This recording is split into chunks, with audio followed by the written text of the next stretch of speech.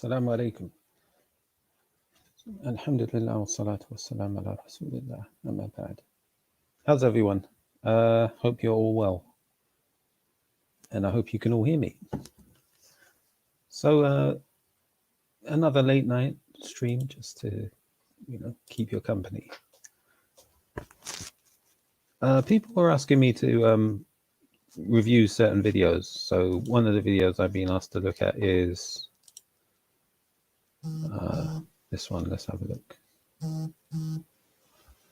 Yeah, lots of messages coming in. Yep. Yeah, so I'll take a quick look at this video. Let's see. Get your comments as well. Alaikum salam, Ishmael. So yeah, this one is Shamsi addressing issues.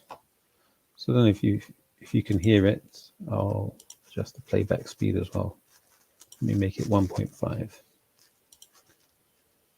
All right. So let me know if you can hear. That's haram without any doubt. But which one is worst? Someone, shirk billah. But I show you what we need. We need to fix ourselves. Dubai is a big country, mashallah. So I don't know who he's talking to. Somebody, a visitor at the park, is asking him questions. And the question he just asked him is, what about Dubai? So what about Dubai? Haram is what? Hindu temple. Yes, no doubt about that. So Dubai has a Hindu temple. And Shamsi said, yeah, that's haram. Okay. Yeah. They're haram. Yeah. Except in Saudi. Saudi, you don't see none of that. This year, Halloween, Saudi celebrate Halloween. Shit. Halloween, they have the trees for the Christmas and. I don't know about that. So I guess he's asking him, can I'm just guessing without hearing the background to the conversation, he's the sentiment is indicating he's asking about the validity of the Muslim rulership.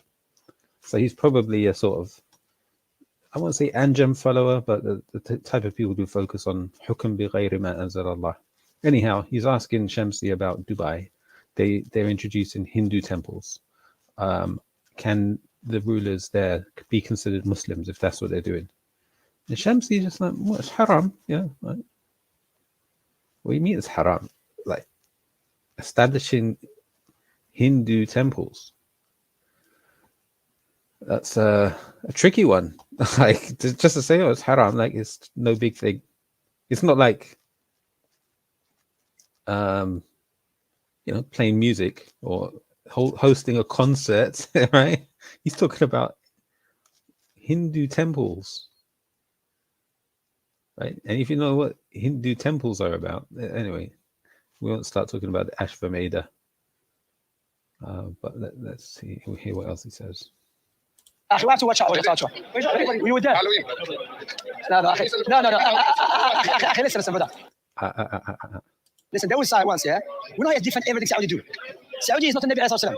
Okay? I'm not here to defend. The one that I defend everything he did, alayhi salam, and the Sahaba as a whole. Okay? Ijma'. Okay, that's a good answer, right? So we don't, you're asking me questions about this ruler, that ruler, or this country, that country, and Saudi Arabia. It's funny, they never ask questions about Pakistan or Bangladesh or Nigeria or other countries. Why do they only care about Saudi Arabia? That's the only country on their mind. But individually, they're not infallible, but I defend them. Even their mistakes, I will defend their mistakes by saying they're not infallible, but we should not speak about their mistakes because the Quran said so. However, now, Saudi, I'm not going to defend everything they do, but sometimes what's happening?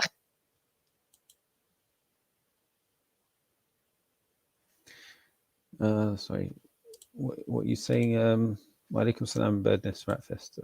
Why so? Did you hear about the NBA owner who said no one cares about the Chinese Muslims being persecuted? No, I didn't hear about it. But I'll look it up, why so? So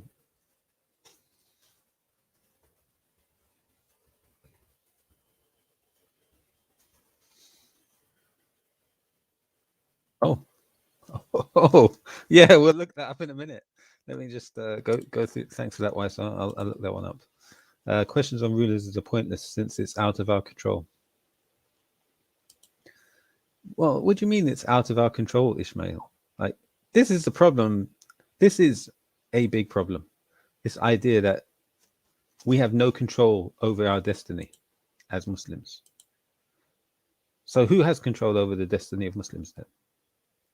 We just give up and leave it to the kuffar. What will happen if that's the case? If Muslims just leave their destiny to the kuffar, it would just be what do you call it? If you just leave it to the kuffar, Islam will be destroyed completely. Yeah, so I don't agree with that comment, Ishmael. Who's that? Hello. Hey, bud. I'm getting ready for work. I just figure I'd drop in and give you a link to this NBA owner who's like Sri Lankan or whatever, and what he said about when asked about the persecution of the Uyghur Muslims in China, what his response was, because the NBA is sucked up to China. They want that money, but I figure I'd let you see it and you can review it. Or if you want, there's a channel by the name of Anthony Brian Logan, and he did a review of it today also, if you want to maybe go through his review, but because he actually has the live video of the conversation. Yeah, nice one, Wyso. Thanks for that. Very All right, interesting. I'll be take a safe. look. Cheers, mate. Take care. So big up to Wyso for bringing that interesting topic to our attention. So there's the link as well. Let me just get a copy of that one. We'll review that in a moment. So where was the chat? Comments. Yeah, questions of rulers is pointless. No, it's not. We can't change what Saudi does unless there's a civil war which will cause more fitna. Yeah, so one of the issues is people just focus on Saudi Arabia. You can understand it to an extent, because if you think of a holy land for Muslims, that is, well, I won't say Saudi Arabia, but Mecca and Medina and Masjid al-Aqsa. Those are the three holy lands for Muslims, or three holy places, until Saudi Arabia sort of offloaded Masjid al-Aqsa and said, oh, the Haramain al-Sharifain, the two harams. No, there's three harams. The Muslims have three holy places. So that wordplay is dangerous as well. Okay, so let's back to this. For example, I have a brother from Medina, mashallah, Al-Inzi, from Al-Inzi. He spoke to me, he said, wallahi, the way the media try to portray Saudi, if you go there, everyone dancing. He said, I went there, nothing. Everyone's, alhamdulillah, everyone with a beard, niqab around. You have to be careful from the media. Media is very dangerous. Media can... So this brother, who's a friend of yours, who studies in Medina, he probably just goes to the masjid and goes back to his apartment. That's it. That's his daily routine. He's not going to be impacted by what the average person in the capital city of Saudi Arabia is impacted by, where they have these music festivals. Yeah, so that's not an argument for you. You can't use that in. Can portray something to you, and just we talk about media here, social media. How many people record themselves having nice tea, laughing, joking, and everyone feels, mashallah, they're happy, one more happy. They're not showing you their whole life. They're just showing you 2 minutes from their life. You understand? Likewise, in media, when they want to portray the Muslim countries in a negative way. So that's a fair point. The media does present images of certain stories to influence people, just like Instagram. You get fooled by influencers who make out their life is perfect. Okay, so what's the point of that? It's a factual statement that proves nothing. The extremists focus too much on Saudi Arabia. That is their only focus, pretty much, isn't it? Just Saudi Arabia. They're going to show you 2 hours or 1 hour in a bad way. But if you go back, even Algeria, they try to push Algeria. If you go there, people pray. So yeah, maybe if they wanted to fix their approach, they'd focus on a smaller, easier country to change. Okay, why focus on Saudi Arabia isn't going to work, or it wouldn't be easy anyway, because it's the golden goose of the world's economy with all the oil that's being produced. So it would make sense to focus on a smaller, easier country to change that and make it a Muslim country, to make it better. Okay. Then Morocco, Dubai, are they perfect? No. Yeah. How to rectify ourselves? That's a good question. We have to rectify Muslim countries. We have to rectify ourselves. Okay, in order to rectify Muslim countries, we have to rectify ourselves. Okay, that is a thing we hear constantly, and it's correct. You know, Allah does not change the state of a people until they change that which is with themselves. But it doesn't just mean changing yourself, and that's it, not changing anything else. Because you can change yourself till the cows come home. You need to change your society as well. You need to have a plan to change your society. Don't just change yourself and that's it. Just change yourself, yeah. While the rest of your societies fall into bits, crumbling. Yeah. So this idea of just focusing on yourself and forgetting the world, having no plan for growth, no, I don't agree with it. I think it's a start with ourselves. Not complacent. You know, there's a word for it when you give up. You just lose hope. It's hopelessness, basically. And doesn't mean that the leaders are free from the evil thing. They are committing evil, no doubt about that. So we have to understand that. I'm not justifying the evil. They're committing evil as well. And some Muslim leaders, they no doubt about that. Notice he says some Muslim leaders are committing evil. He doesn't say shirk or kufr. He says evil. Right? The guy just told him they're establishing Hindu temples. And he says, oh, they're doing evil. Why the wordplay? Why not say it for what it is? Okay, now we've got so focus on self. This is a problem that Muslims have right now. Like giving up, self-defeating, yeah. The scholars mentioned that there's some of them clearly some of them just against Islam. And I don't know if they're Muslims or not. You understand? So we speak about that, but now what is the way to deal with it? Okay, all right. So that's so now he's finally saying some of these Muslim leaders, we don't know if they're Muslim. Okay, good. How to deal with it? For Bashar, the Syrian, he was not Muslim, kafir. But why the Muslim leaders, why the Muslim scholars never said rebel against him? Because he's still the leader. And they will create more. What are you talking about? What is he talking about? He's saying Bashar of Syria was a kafir, but the Muslim scholars didn't say rebel against him. What do you mean they didn't say rebel against him? What do you think this whole thing in Syria has been about? And the scholars were speaking against him. What are you talking about? The whole thing in Syria, ever since they stopped talking about Al-Qaeda and they introduced this new group called, that group, okay? That was all because of Saudi Arabia. So what are you talking about? You're talking nonsense. This is like high-level ignorance. For somebody to be who teaches people, right? He doesn't just teach himself. He teaches people online. To be that ignorant is I don't know, mate. It's not focused on Saudi Arabia. They are the custodians of Mecca and Medina. Yeah, that is a little difficulty. And there is a call from some Muslims to say we should have an international group in charge of the holy sites. But yeah, it's a tricky one. No, and as I said, the current affair is the best witness. Now you have Syrians, they want to go back how Syria it was. You have Syrians want to go back to how it was. No, human beings just want stability. And it was in a state of stability until Saudi Arabia interfered, inciting a rebellion. They funded and incited a rebellion until the Russians and the Chinese got involved in this proxy war that you all introduced. So Shamsi is ignorant. I'm sorry on these topics. Just say you don't know. It's better to say Allahu A'lam. In this conversation, you just said, listen, any questions about politics or whatever, I don't know. I'm not an expert. All I can do is focus on myself. That would have been a better answer. How many Syrians died while they were in sea? Before they rebelled against him, with the oppression, of course. And so security was. So what you're saying is, as long as even if the leader is a kafir, as long as there's security and peace and you're able to practice Islam, it's okay. No, if you have the power to remove him without causing destruction upon your country, there's an example. They say he destroyed sea to build a house. Who does that except the idiots? Imagine I come and destroy the whole city, kill everyone, and they say, why are you doing that? Because I want to build my house. That's what happened. They destroyed the whole city for the sake of nothing. You see, so if we have the ability to remove him without causing greater harm, then we do it. But the Muslims now, including the leaders, when I say Muslims, including.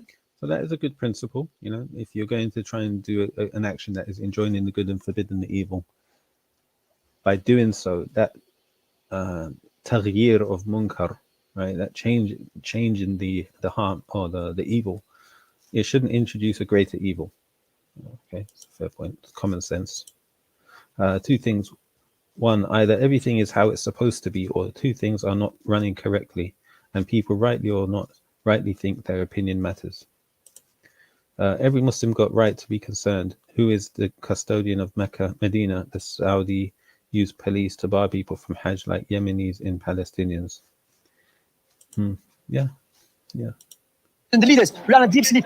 What if it's So you have to understand that. What if it's a Muslim leader but he was elected in democratic elections? Yeah, he's still a leader, regardless. But the democracy isn't that against Democracy, but not everything. Like, for example, Muslim leader but he was elected in democratic elections? yeah, he's still a leader, regardless. But the democracy isn't that against Democracy, but not everything. Like, for the Muslims now, including the leaders, when I say Muslims, including the leaders, we are in a deep sleep.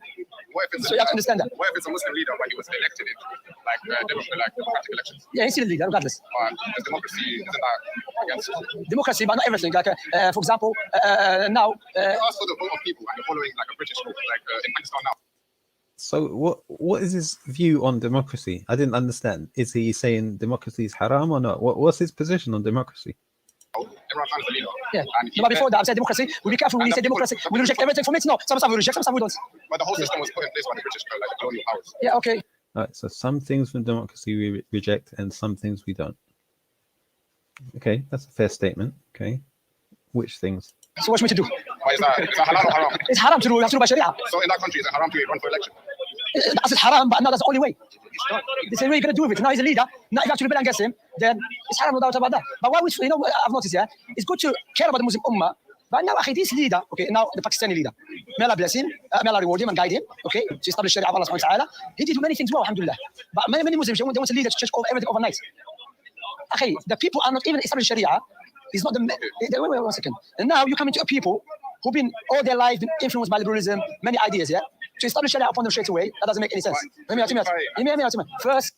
And big up to SF Dawa, the brother who uploaded this video. You have to cultivate them. So Eid and Sunnah and so on. That's the first thing. Islam didn't come to just for the sake of establish Sharia.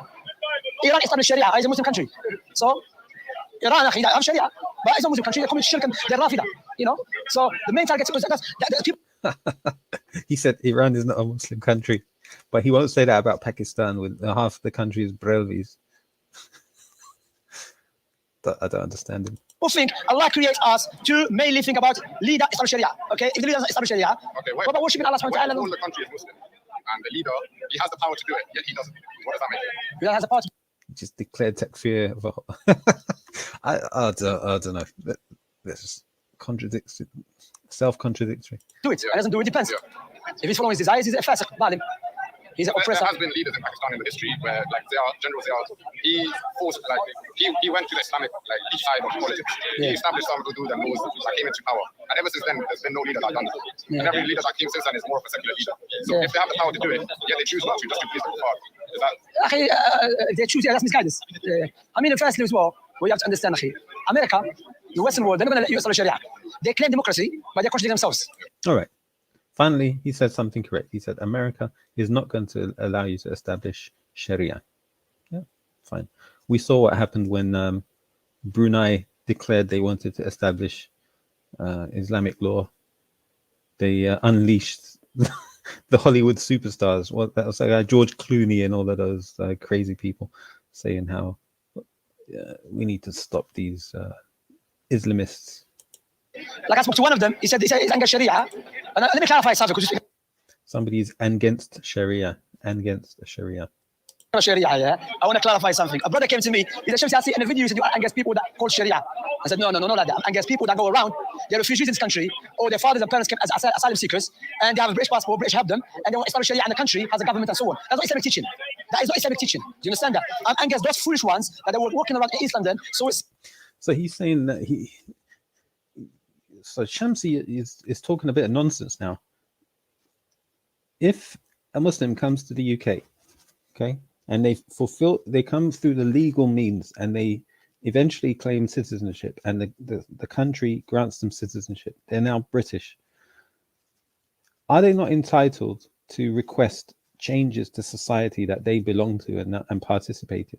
Are they not entitled to make suggestions for improvements, or do they have to remain permanently and eternally grateful and never say a word, just accept whatever direction the country is moving in? At what point can a person interact and be part of society? Isn't that true integration?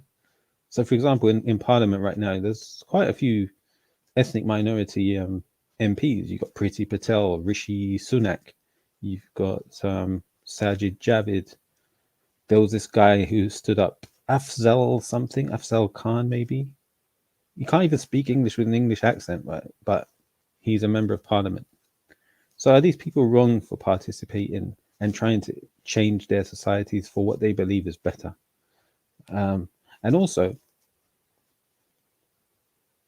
that's what British democracy is about. It's about bringing change and voting and making proposals. That's what this country is based on. But doing it through a peaceful means and mechanism. That's what it's about. So what Shamsi is saying, come to this country, shut your mouth, and just accept whatever the country directs and wants you to do. So what's the point of da'wah then? Isn't da'wah trying to change a society? Now, da'wah, isn't the ultimate goal of da'wah to introduce, to make Allah's law supreme on the land? What's the issue with that? If you're doing it through the peaceful means, if that's what the people want, if you convince the public, right, that Islam is better for society, and they want society, now there's a demand for it. That's the point of da'wah, isn't it? You change people's minds, you convince them that Islam is the truth, and then they want it. So you're going to say that's wrong? I don't know. There's a level of ignorance here that's just shocking. Seen a girl walking with miniskirt and it's a Sharia area. That's not Islam. That is a foolishness, idiotic, stupid people. You know, if I was a leader. Yeah, but that's common sense. Everybody knows that's stupid. And those videos are probably just young people overzealous trying to, you know, you get videos of people online slapping people, right? School children in class slapping, what they call happy slapping, or going down the street slapping people. That's wrong as well, isn't it? Yeah. Leader, I will give him lashes. You know, that's not enjoying good from the evil. Because enjoying good from the evil, firstly, she's not even a Muslim to begin with. The first thing you're going to say, the first thing, you're going to cut me off. So Shamsi is just using a pointless argument here that has nothing to do with it doesn't add to his claim or to his position in any way. It's just a red herring? Yeah. It's just pointless. First thing you want to call them to, say, hey, okay, she got to cover herself, but she's careful. Where's going to help her now? You know, look at foolishness. And this is the outcome of this foolish mind person, the best person for the AMA 5. What's his name? No, what's his name? The other guy. Anjem Chowdhury. Anjem Chowdhury, the media loves him. I believe it's set up against the Muslims. We can't do takfir against him. Are they calling careful with that? I believe it's set up. So this guy with the mask, I imagine he's an Anjem follower, okay? Or he's, affected by the da'wah of the Anjem people. So that's why I think Shamsi spotted that. That's why he mentioned the guy. And now he's getting defensive. He's still Muslim identity. Like, Anjem is a soft target. Just mention his name. It's a quick win for Shamsi. But again, he's not dealing with the points. He's just diverting by talking about Anjem Chowdhury. Personal backbite people is what, if you know. So backbiting is permissible in some situations. So to no problem, you go have them. Okay. Because why this is not a subject? I'll come to it. Okay, I'll come to it. Because the Yemenis, wait, the Yemenis, they were killing the Muslims, Sunni, but no one spoke about it before. Not everyone care about the Yemenis. Who can speak about it anyway? The point here, they send the rockets to Saudi. Yeah, but they send it, and where? They're sending the rockets to Mecca, but no one seems to care about it. What happened to Mecca? You know, no way. Iran. From Iran. But the rockets coming from Yemen. You know, some people, you know, let's get back to the point. Anyway, the point here is that Sharia was not. You're going to say the Prophet. The situation here. A woman came to Rasulullah. There's one discussion. There's one discussion. A woman came to Rasulullah. Messenger of Allah, I want to marry so and so and so and so. She mentioned the names. Rasul said, don't not marry the first one because he is poor, and don't not marry the other one because he beats up his wives. Or he travels a lot. Yeah. So the ulama. Shamsi's trying to establish that backbiting is permissible. Well, obviously, we know it's permissible in certain circumstances. If you're trying to make peace with people, if you're remember, backbiting means speaking the truth, right? When the person's not there. Cross on, he's too big. They said he's chewing his shoe. We got too excited. Yeah, they're gonna find. Of course, they're gonna find someone else. You know. So yeah, they're training someone. Suleiman, maybe. Yeah. So this guy, listen to this. You can't say that. You can't say that. Don't even. There's no need to say that. I believe it's South Africa job about him because the stuff that he says, stuff these people say, and they're allowed to be here. This don't for me, man. Anyway, the point, forget all of this. The point here is every time something, an action has been carried out by some Muslims, killing innocent people in the station or everything, they invite Ajam Chowdhury, and that's his students affected by him. And maybe the army's guide, those guys, may Allah guide them anyway. May Allah guide them because some of them have been brainwashed. Establish Sharia. How many Muslims comes to me? He said, establish Sharia. His child below his ankle. And Allah said, وَمَنْ لَمْ يَحْكُمْ بِمَا أَنزَلَ اللَّهُ فَأُولَٰئِكَ هُمُ الْكَافِرُونَ. ومن in اللغة العربية من هي صيغ العموم للعاقل mean whosoever not just the leaders no whosoever anyone doesn't rule بما ما من صيغ العموم لغير العاقل the truth no I'm going to translate it correctly okay whosoever doesn't rule by whatever Allah legislated they are ظالمون فاسقون disbelievers yeah? Now Allah did not say the leaders and Allah did not specify any legislation Allah said any legislation so anyone that shave beard if we take the ayah without he mentioned shave beard. Shamsi, where is your beard? The context, anyone that shave beard is kafir. Anyone who has showers below his ankle is kafir. If we take the understanding, okay? Because Allah legislated through his Prophet Muhammad to have the showers above the ankle. And this is a correct position he's quoting, by the way, right? So I don't know how he got from talking about Anjem Chowdhury to talking about this. Okay, but anyway, he's saying that whoever rules by other than what Allah has revealed, then he is a kafir. Another verse says he is a fasiq, or they are the fasiqeen. Another verse said zalimin. They are zalimun, sorry. Fasiqun wa zalimun. So the oppressors or wrongdoers is zalimun. And if you were to understand kafirun in this verse as complete kuffar, then just the fact that you disobey Allah on one occasion, that makes you a kafir. Like, it takes you out of Islam. So a person who shaves his beard cannot be a Muslim because he's disobeying Allah. He's ruling by other than Allah's law. So yeah, he's given the correct position on this. Okay, to not have it below your ankles. Okay, likewise to grow a beard. Okay, by the way, my beard doesn't grow. My beard doesn't grow. All right. So likewise, praying. Yeah, your beard doesn't grow because you shave it. That's why. Muslims say Sharia, Sharia. Do you pray? No. So why Sharia to you? Pray in Sharia too. You know, so you take care of your family. No, taking care of your family Sharia. You beat up your wife in the house, and they tell me establish Sharia. You give a black eye, and he says you're not Sharia. You know. So first, let's establish Sharia on ourselves before you went to the country to establish Sharia. And firstly, when we are in this country, we're calling to worship Allah first in a good way, good discussion, they accept it, alhamdulillah. But to call Sharia or establish Sharia in a country that has a government. Did you know there was a guy? He was called Amir. So what is his point here? Hold on, I have to rewind that. Yeah, to you, pray in Sharia too. You know. So you take care of your family? No, taking care of your family Sharia. You beat up your wife in the house, and they tell me establish Sharia. You give a black eye, and he says you're not Sharia. You know. So first, let's establish Sharia on ourselves. So establish Sharia on ourselves first. Before you went to the country to establish Sharia. Before you ask a country to establish Sharia. Now, to what extent? When have we established Sharia on ourselves to an adequate level? When do we say, okay, now is the time to now move on from ourselves onto the bigger picture? Is there a turning point? And firstly, when we are in this country, we're calling to worship Allah first in a good way, good discussion, they accept it, alhamdulillah. But to call Sharia or establish Sharia in a country that has a government. Did you know there was a guy, he was called Amir al-Mu'mineen in Islam, leader of the believers. And he said he was establish Sharia. Guess where he lives? In a council state. So the leader, he's getting help by the government. But the Muslims, any Mu'min should help the Muslims. Not should be getting help by the government. I know, the Kuffar government. Okay, what about in history when in the Ottoman Caliphate? Assalamu alaikum. I want to start off by thanking you so much for clicking. Wa alaikum salam. Nice to see you again, brother. How are you? Welcome. So yeah, I've got to, I'm in the middle of the video, so I have to click skip ads. He went against, would that be Farouj or? No, I didn't rebel against them firstly. Secondly, if you study history very well, Najda, it was an area, no one was really interested in it. It was an area with no resources, okay? Even at the time after Abbasiyin and so on. So now Najd was under the Ottoman Empire. And so at the end of the Ottoman Empire, they became mushrikun, called shirk.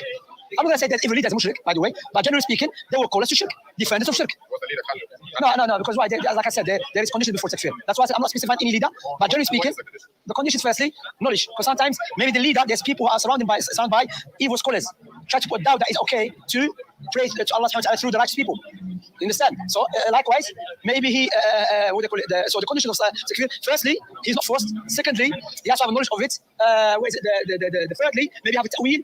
There is. And even that, not for anyone to make takfir. You know, by the way, there's a brother, may Allah guide him, he came to the masjid. He called me kafir before. He said, I'm going to apologize. Just say you don't know you haven't memorized the conditions. I haven't memorized them either, right? I can look them up, but he's just like ad-libbing here, or saying that, oh yeah, there's 3 conditions, and just admit when you don't know something. It doesn't make you look bad or silly. What's this? You worried about one guy called Rebel Mode, but ignore hard facts about the world. Oh, Rebel Mode, is he still around? Okay. Which previous Pakistan ruler do you think I like? Actually, why do swabs go around calling any Muslims Khariji if they talk about MBS? Allah didn't guide them to evil. It's a scholar. Didn't guide them to evil scholars. Was Khan Tony Blair? Okay. I said, no problem. Then we'll start speaking. I said, I mentioned something. He said, you're kafir now. I said, brother, kafir to you like a burger, cheeseburger. Kafir. And if you ask him simple thing about Islam, he doesn't know. And you know what? I feel sorry for them because that's how it used to be. Again, a pointless anecdote. Just stick to the point. When I start practicing, Well, stick to the point. Stick to the point. Muslim leaders kuffar. The other leader, he's a nightclub. What I'm doing haram is what, you know? I'm doing haram, but I forget myself because it's halal for me, basically. That's how some people, Muslims, you know? He does haram everything. Okay, this is a fair point.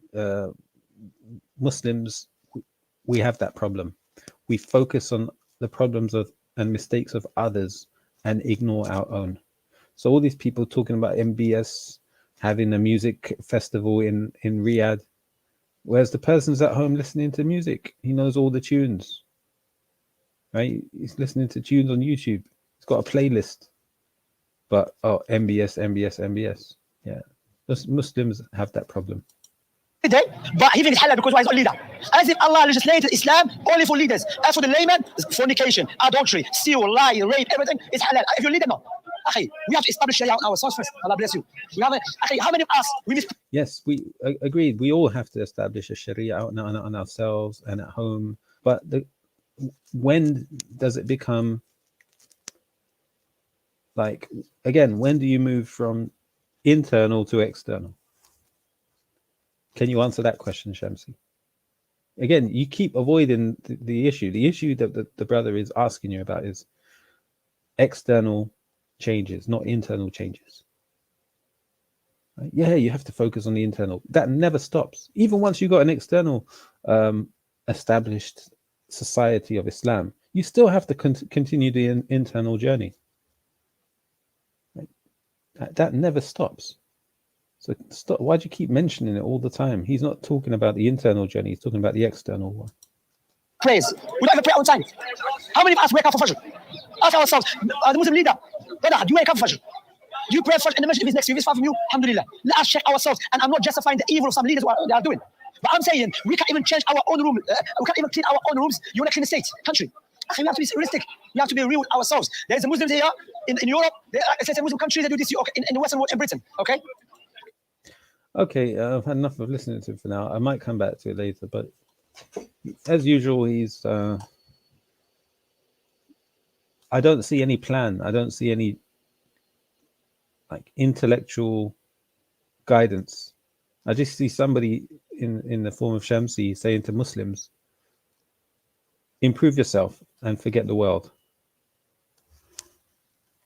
Okay, we're trying to. How many people follow that advice, right? They improve themselves. They start focusing on their iman. Here's a situation, right? This is what really happens in real life. Muslims start focusing on their own lives. So they'll establish salah at home. They try to make their homes a better place. Then they're faced with the reality of, well, I need to pay rent, or I need to move out of my home, and now I've got a growing family. I can't afford it. I don't have a job. So then they have to go, how can I get an income? They go and study at university, or they go out and work. And they're in the land of the non-Muslims. So then in the workplace, they have difficulty praying. They have to do intermixing. they have more of a struggle implementing Sharia in their lives, because everything outside of the house is against the Sharia. It's challenging the person's iman to a great extent. So in order to get more independence and more ability to establish Sharia, you need to have more resources, more of the dunya. To get more of the dunya, you have to work harder, more, and get more qualifications. So you start heading down the world of the dunya and improving in the dunya, and that leads many people, sadly, away from their deen. They focus too much on the dunya. They start shaving again, and then they I don't know, they're away working so much they can't establish Sharia in their home. And by the time they get back on track, right now they're in a position where they can get back to focusing on their home. They're old, they got no energy, they lost motivation, and they've lost their kids as well. Their kids have gone to school and been influenced and brainwashed, and so you lose later generations. So Shamsi's answer and approach, I don't like it. I think it's too simplistic and self-defeating. If you're going to say, I'm a leader of a community, I want to see your plan for moving forward. What's the Muslim strategy for your community? You're leading us, right? Show us your strategy. Don't just tell us, focus on yourself. Want some pragmatism. Anyhow, let's take a look at the video that YSO told us about. Let's see if I can find it.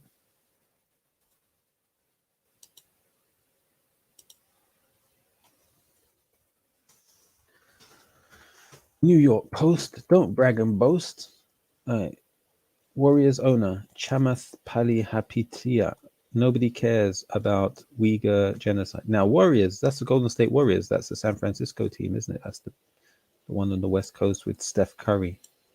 So let's see what's going on. Vote with any Chinese counterparts before the signing of this bill. Is there a concern that China will be upset by the president signing this bill? Was there any effort to smooth that over or not smooth it over? We had announced our support or intention to sign the bill. I can certainly check if there was any diplomatic engagement around that, but that was, of course, prior to today.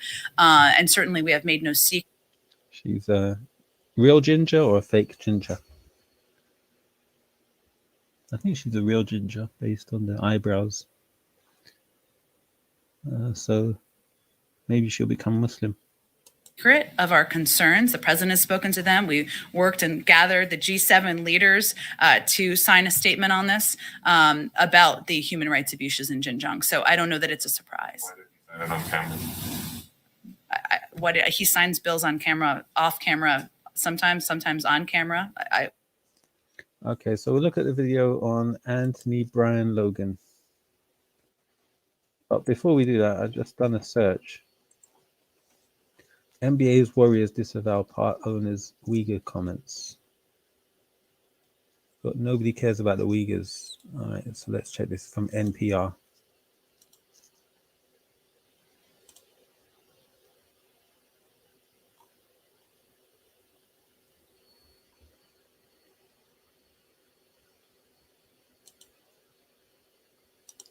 Doesn't give you any option here. Co-owner of NBA's Warriors slammed after saying nobody cares about the Uyghurs.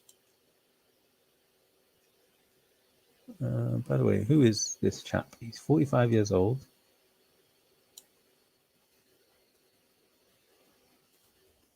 Go to Google.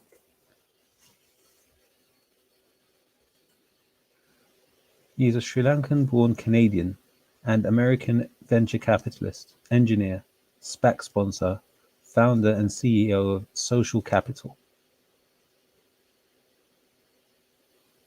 It's a technology startup seed funding company. Okay, so it's an investment firm. He was an earlier senior executive at Facebook between 2007 and 2011. After his departure from Facebook, he started his fund, the Social and Capital Partnership. He invested in several companies, including Yammer and Slack. Okay. He's a co-host of technology podcast All In, with an estimated net worth of around $1.2 billion. Palihapitiya is ranked 2,378 in the Forbes list on Billionaires 2021.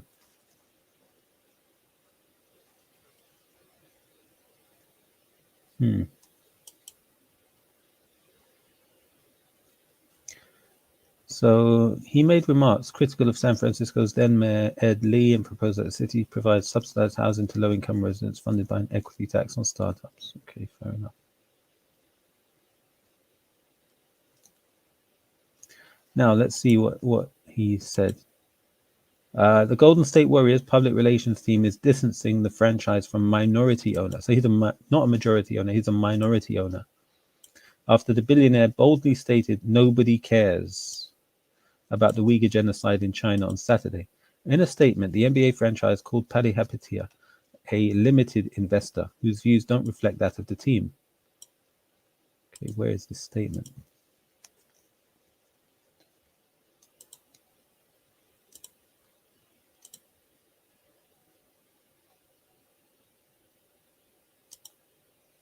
Here's the statement. As a limited investor who has no day-to-day operating functions with the Warriors, Mr. Palihapitiya does not speak on behalf of our franchise, and his views certainly don't reflect those of our organization. Okay, so what are the organization's views? Yeah, if his views don't represent the organization, then what are your views then? What are the organization's views? So they're saying nothing other than he doesn't represent them. They're just stating a fact. While discussing politics on this show, the All In podcast, the 45-year-old venture capitalist repeatedly told his co-host that nobody cares about the Uyghurs. He said he cares about many things, including inflation, American healthcare infrastructure, and climate change, but not the genocide China is accused of carrying out against the Muslim Uyghurs. Nobody cares about what's happening to the Uyghurs, okay? You bring it up because you really care. And I think it's nice that you really care. The rest of us don't care. Who's also, that's the guy, he's on the board of Virgin Galactic. I'm just telling you a very hard, ugly truth. Of all the things I care about, yes, it's below my line. David Sachs, the co-host, attempted to clear the air by arguing that people care, not just as much as other issues. But this guy doubled down. If you're asking me, do I care about a segment of a class of people in another country? Not until we can take care of ourselves will I prioritize them over us, he said.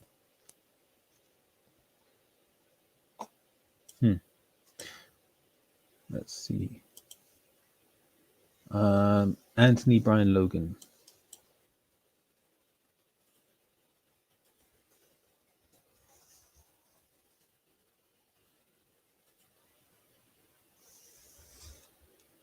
Let's see what this guy says. Introducing the first ever all Google phone with Google Tensor. The first. I guess honesty is the best policy.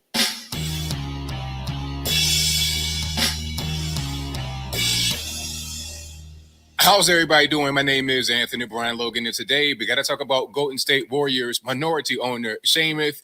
I cannot pronounce his last name, so pardon me on that one. But he said that nobody cares about the Uyghurs. That's not really an important issue. As far as important things, that's below my line. That's what he said.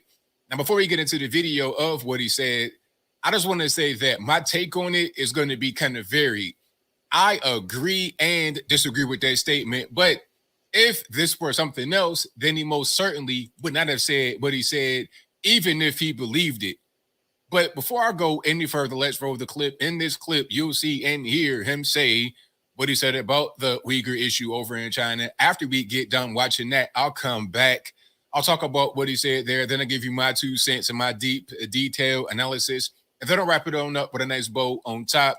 So without further ado, let's go ahead and roll it. Nobody cares about. Nobody cares about what's happening to the Uyghurs. Okay, you bring it up because you really care, and I think that's nice that you care. The rest of us don't care. I'm just telling you a very hard. I'm telling you personally don't care. I'm telling you a very hard, ugly truth. Okay, of all the things that I care about, yes, it is below my line. Okay, of all the things that I care about, it is below my line. Disappointing. All right, so you saw that, you heard that. Now, where do I begin? First things first. I agree with some of what he said right here, and I'll explain. I agree with the fact that a lot of people don't really care about the Uyghur issue, okay? That's true. Agreed. And to an extent, us watching this right now, to what extent do we care? We hear about it. Well, what have we done to change it? Big up the brothers who went and done their T-shirt ripping and all that stuff and declared war on behalf of all Muslims against China at that demonstration outside the Chinese embassy. Okay. But yeah, what practical steps have even that group taken? They're raising awareness, but okay, I will say that. And the reason why, well, the top reason why is because people don't know about it. They don't know about the issue. Why? Because the media don't talk about it too much. If the media were talking about it over and over and over and over and over and over and over again, the same way they do with Black Lives Matter or January 6th or some other kind of hot button issue over here in the States or worldwide, climate change and stuff like that. If they spoke on it that much, then people would know about it. Then there'd be more of a concern. I care about it. A lot of us care about it. And quite frankly, a lot of us care about what's happening with China in a broader sense. We're not only focused on the Uyghur issue. We're focused on China not really having any kind of human rights, okay? It doesn't matter if you're rich, poor, whatever. You have no rights. You could be a billionaire like Jack Ma of Alibaba, if I'm not mistaken, and get disappeared by the government over there in China. If you do something wrong, say something wrong or whatever. Okay, it's crazy over in China, and they are really the global power that everyone should be concerned about. The media will tell you it's about Russia. I've heard people, just regular people, normies, talking about how Russia stole the election. Just people, regular guys and girls going to work, eating a peanut butter and jelly sandwich for lunch. They are talking about Russia this, Russia that, and Vladimir Putin, he's a threat, all this and that and the third. Totally ignoring what's happening right here in the States with some of these municipalities not prosecuting certain crimes, allowing violent criminals to go free, to terrorize the city, to terrorize the neighborhood, block town, or whatever, an entire state, the whole country, illegal alien. Okay, can you get to the point? It's pouring them with all kinds of drugs. They totally ignore all of that because of what the media tells them to focus on. So he's pointing out the issue that the media doesn't talk about something that so factually people don't care about it because the people seem to only care about what the media tells them to care about. And that's correct. And it's in line with what Shamsi said earlier when he was talking about the media. So 2 videos we watched today, or 3 actually, and 2 of them, one of them was a media press event. So they're all sort of confirming the idea that seems to be the trend of, or the theme of today's videos, that the media is influencing people and brainwashing people. So maybe that's a sign. Maybe this is the reminder. You're interested in online, nobody's like me. Yeah. Okay. Yeah, so back to the video. Oh, I agree with the fact that a lot of people don't really care about the Uyghurs because they don't know, and that's intentional. However, this guy, Shamsi, would not say that. He would not dare say that if it was about Black Lives Matter or something else, okay? How true. How true. Yeah, imagine Shamsi came out and said, nobody cares about Jews or Israel. You think he would dare say that? Or nobody cares about, BLM. Nobody cares about black people. If he said that, like the Formula One industry does, right? They allowed Lewis Hamilton to do the talking because they got no choice. But how many of the Formula One people from their own volition speak up against racism? In fact, when the drivers take the knee, the Formula One broadcasts will switch camera views to look at airplanes flying past rather than show the drivers taking the knee. A lot of us don't care about Black Lives Matter, but the NBA, they care about Black Lives Matter, or at least they want to pretend like they do. Remember, they had Black Lives Matter all on the basketball court, all on the jerseys, all on the merchandise, and they got Black Lives Matter themed commercials and the whole. Okay, the only response that you could argue in favor of Chamath in that regard is, well, Black Lives Matter is an American issue. Yeah, so he already said his concern is about things close to home. And as we read in his Wikipedia profile, he does focus on housing issues for the poor in his community. So he could counter with that whole thing. Okay. Remember when Jacob Blake got shot in Milwaukee, there was a protest. Like, they came back from the lockdown because of the virus to all BLM stuff on the court. And then while that was happening, they had a walkout because of Jacob Blake getting shot. He didn't even die, but he got shot by the police, and there was a walkout for that. All right.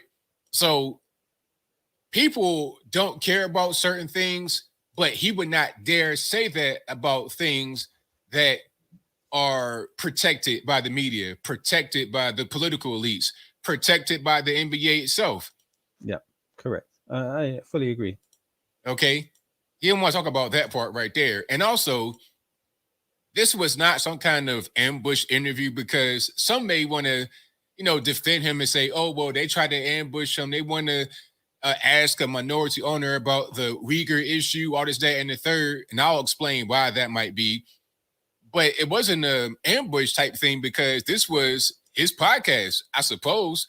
I mean, those comments are made on the All In podcast. I did a little bit of research, just a little teeny bit. And I went to the website, and the guy, Chamath, his name is right there on the website. And if you go click on his name, it sends you his Twitter page. And on his Twitter page, the All In podcast is right there in the bio. So if his name is on the website, and if the podcast is in his bio, I presume that it is his. And so he's on his podcast talking about the Uyghurs and how nobody cares, right? Now, the NBA doesn't want to care because the market in China is bigger than the U.S. Agreed. Yeah. And that's why the NBA was all out pro-vaccination and lockdown, because they were following suit from what China does and what the Middle East does, with their SARS and MERS responses. Yeah. Talking about NBA basketball. I mean, just by the numbers alone, you have about 325 to 355 million people in the U.S. But over in China, you got 1.3 billion people. 1.3. So you're talking about the U.S., 4 times over? Yeah, 4 times over in China. So the numbers and they have a growing middle class. There's a lot of money over there, a lot of manufacturing, a lot of production. You have Chinese companies that sell straight to the U.S. It's not just them making U.S.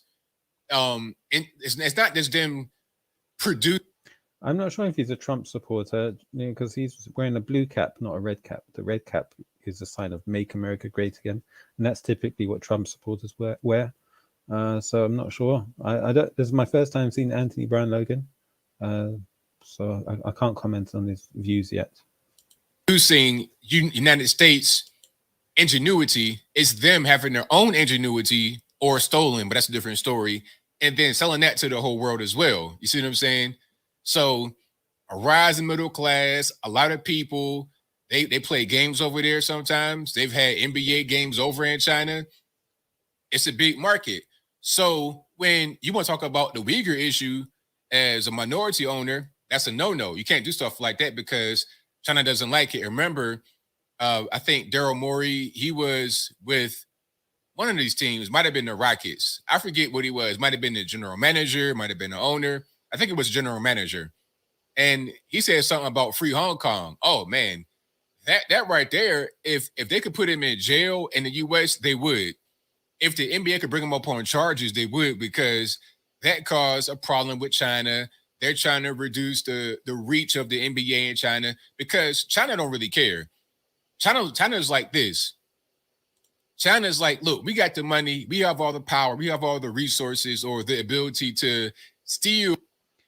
Well, okay, so you're saying he's an Islamophobe? Maybe, but on this topic, he's not being Islamophobic, is he? Or extract resources. So we don't need you. Okay, you're the NBA. You got a lot of money. You got a lot of fans. But so what? If you don't do what we say, if you don't play ball, then we're not going to have you over here. Money or no money, don't even really matter. We're not desperate like that. People want to come to us to get things produced. They want to come to us and try to infiltrate our market.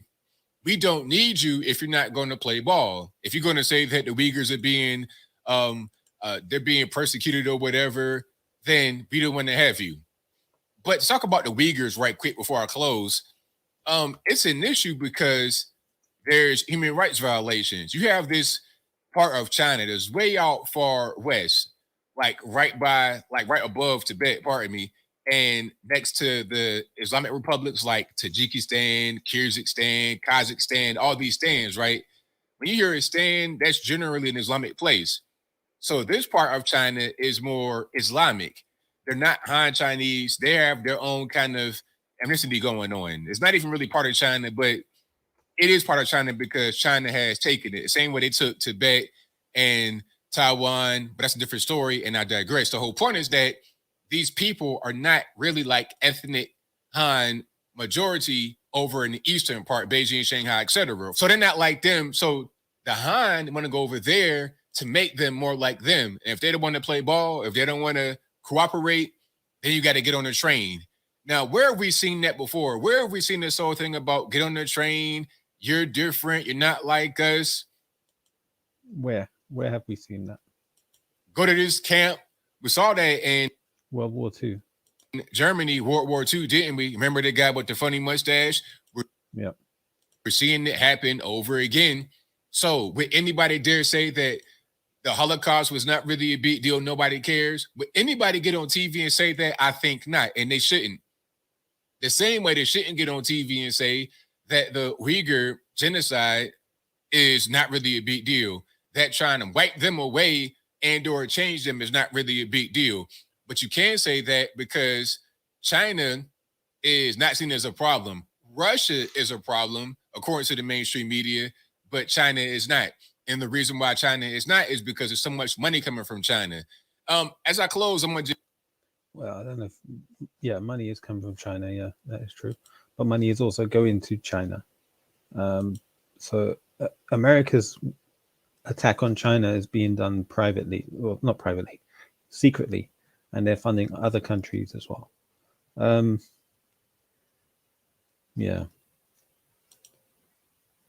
Just leave you with this. Some newspapers will have a full page or multi-page ad that's propaganda from China. All right. New York Times, it'd be full page ad talking about how great China is. All right. That's kind of what they do. So you read that, you think, hey, it's all good. China's a great place. I can go to Beijing, and if I don't smoke cigarettes, they got free smoke in the air. I could just breathe that, and I could be high as a kite on nicotine and tar or whatever, right? They'll tell you ridiculous things like that. I'm kind of being facetious, but you understand what I'm saying? Like, they want to make China be this cute and cuddly and warm place when it's not. They want to ignore atrocities and things like that happening over in China because they got so much money. They have so much influence. They have so much power. And a guy like Samath from Sri Lanka originally chooses to take the money, take the resources, rather than... Yeah, and don't forget that this Chamath guy having a seed fund investment company, he's probably looking for a lot of investment from China as well. So, yeah. I mean, he didn't have to say what he said the way he did say it. He could have been a lot more tactful. He could have said something, and he's clearly an intelligent guy. He could have said, there seems to be something going on with the Uyghurs. I don't have enough information about it. It's not something I can talk about. I haven't studied. It's not on my list of priorities at the moment. He could have said that. But what he said is nobody cares. He was very blunt. And part of it was a factual statement, I think, and that was nobody does care at the moment. Right? Why? And really, why should it be on my priorities? What should cause Chamath to care about it? He's not a Muslim, first of all, so he doesn't relate to the Muslim pain angle, and it doesn't have any impact on his business. It doesn't concern him. He was being blunt. But what Anthony Brian Logan has stated correctly is that if he was to make the same comment about black people or about Jews, he wouldn't be allowed to make that comment and get away with it. So, but I'm sure I wouldn't be surprised if people did make those comments about those other groups. But what was the repercussions when they did make those statements? Were they sacked? Were they cancelled? What happened? And where is the backlash now against this Chamath guy? Is it going to come? And who's putting him under fire for these comments anyway? Is it just the American left? Is it Muslims who are putting him under fire? Who's attacking him for those comments? It's nice to see this guy actually, Anthony Brian Logan, speaking up on this. The issue and be like, you know what? That's a problem right there. Can't say that because money's on the line, period. But I think I'll leave that right there for now. And what say you? How do you feel about what the Golden State Warriors minority owner said? Was he right about that, wrong about that? Whatever your thoughts are, please let me know in the comments below. You guys know where I'm at. This is all about money. It's all about trying to get money, all about trying to preserve what you have. You're not really caring about people, things of that nature. Even when they say, oh, Black Lives Matter, hands up, don't shoot. Do they really care about that? They might, but the only reason they say that is because it's about money. Whatever they do, whatever they say, when I say they, I mean guys like Shamsi, whatever they do, whatever they say is about money. You can't take what they say about certain issues seriously. Okay, even some of the guys on the podcast, the way they were reacting, I'm like, okay, y'all just doing that because you got to be. You know, it's like living in Los Angeles. Everybody's fake, everybody's phony. But whatever your thoughts are, please let me know in the comments below. And that's all I got to say for this video. If you like what you heard. Yeah, good. That was a nice video. Let me click like on it. It might not let me. You have to sign in first. Yeah, so I'm not going to do that. But yeah, thanks for sharing that with us. Why so? What are your thoughts on that video, people? Let's see what the comments on the video say. Or do you have to sign in to see the comments? Oh, great.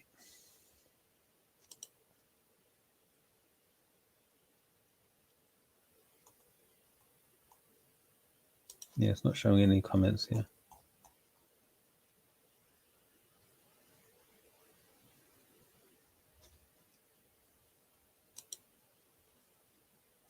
Follow the money. Yeah, he is right about that. He thinks Democrats are evil and Republicans are great. He's not balanced. Well, he's right about the Democrat side, but they're both they both got problems, right? But at least Donald Trump was not a liar. Everything he promised, he tried to deliver. That's the one thing I'll give Trump. People are blind about the Democrats. They think they're really like caring people and they really care. No, they're not. Okay, let's see the comments on Twitter. Who posted that? The Warriors PR. Okay. Some guy who's a part owner of the team said no one gives a SHIT about what's going on with the Uyghurs. The owner of the Warriors said that he doesn't care about the Uyghur genocide happening in China.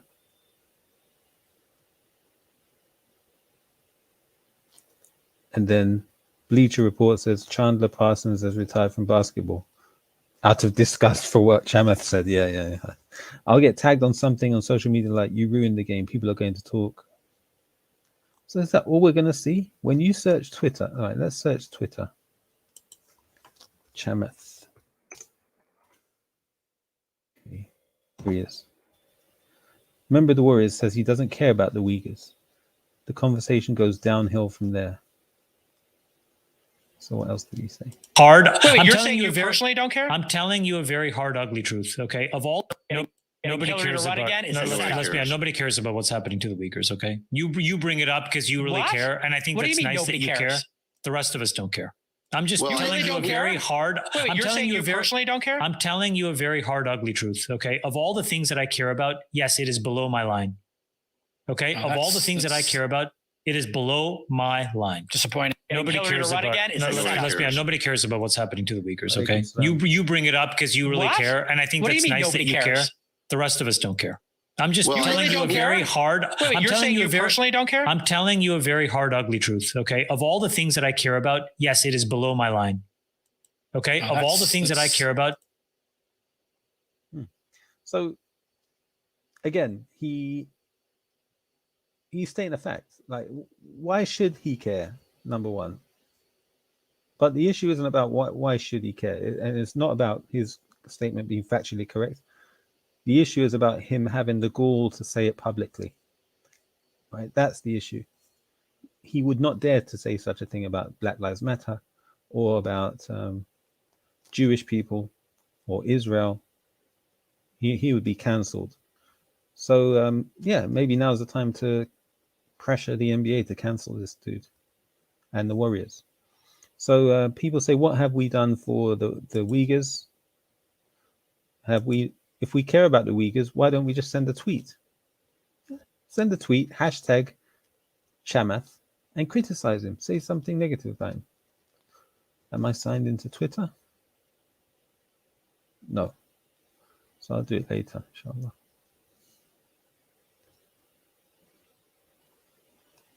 So everybody, if you've got Twitter, YouTube, anything, go to some official website, tweet Warriors PR at NBA as well. And yeah, complain about this guy and his comments. All right, and share this image as well. Everybody save this image to your computers and share it online as much as you can. Let's ruin this guy's career. Inshallah. The fact he could dare to say that. If Chamath and Elon Musk make a band, how would it be named? Why? What's Elon Musk been saying about the Uyghurs? Anything? Jordan says, I just uploaded a vid. Yeah, on what? Okay, let's have a look at Jordan's upload.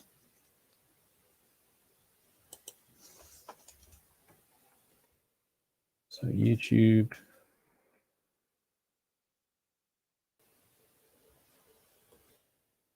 What's your channel called, Jordan M? Is it Jordan B? Oh, that's Jordan B. Peterson. Jordan A. What's his channel called again? Jordan N. It's on the tip of my tongue. Jordan L? No. Oh, come on. Someone help me out here. Jordan K? No. What's this channel called? What's Jordan M's channel called? Somebody just type it in the chat for me. Jordan Y? K, no. S? What other letters are there? Jordan X? No, that's Malcolm X. What's his channel? Jordan EF Dower. No, let's go Jordan M. Let's see what we can find. Wow, yeah. So you type Jordan M, and all you get is Jordan M. I thought you might get other people, like rappers and stuff like that. It's pretty good. So you've cornered the market when it comes to Jordan M results. If we go here. 7 decades ago. What's the new video? Atheism debunked in less than a minute. Is that the video you're talking about? Or expert predicts genocide on Muslims in India? Which video are you talking about, Jordan? Yes, big up EF Dower. While America Public endorsed, yeah, we'll check out some EF Dower videos as well. Jordan Musk. It's called Chappy Comedy Dower. Jordan Q. Jordan Shabazz. Crappy Comedy Dower.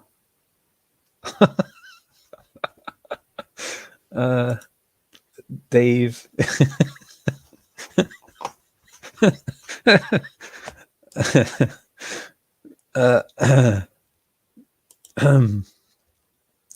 Sorry, bro. Where are we? So which video are you talking about, Jordan? Okay, you say you just uploaded a video, but the latest video you've uploaded is 11 hours ago. Is that how you do your advertising? It's a common correlation with Zionists own people in positions of power, no matter what color or religion they say they are. Ishmael saw Asif. Okay, I don't understand what you've written there. So Jordan M, I don't know which Oh yes, I wanted to review this video over here.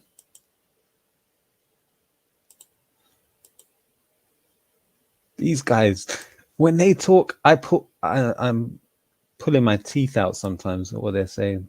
It's just the doctor's lab. Yeah.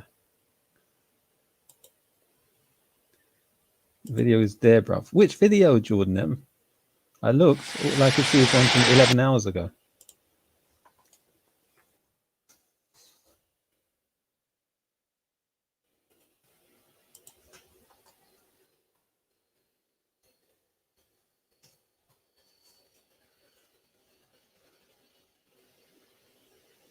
You got to tell me which video. What's the title?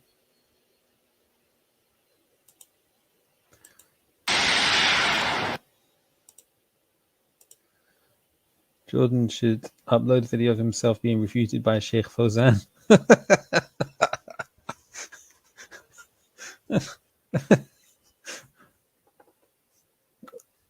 Let's see how long it takes for Shamsi to turn on Jordan M.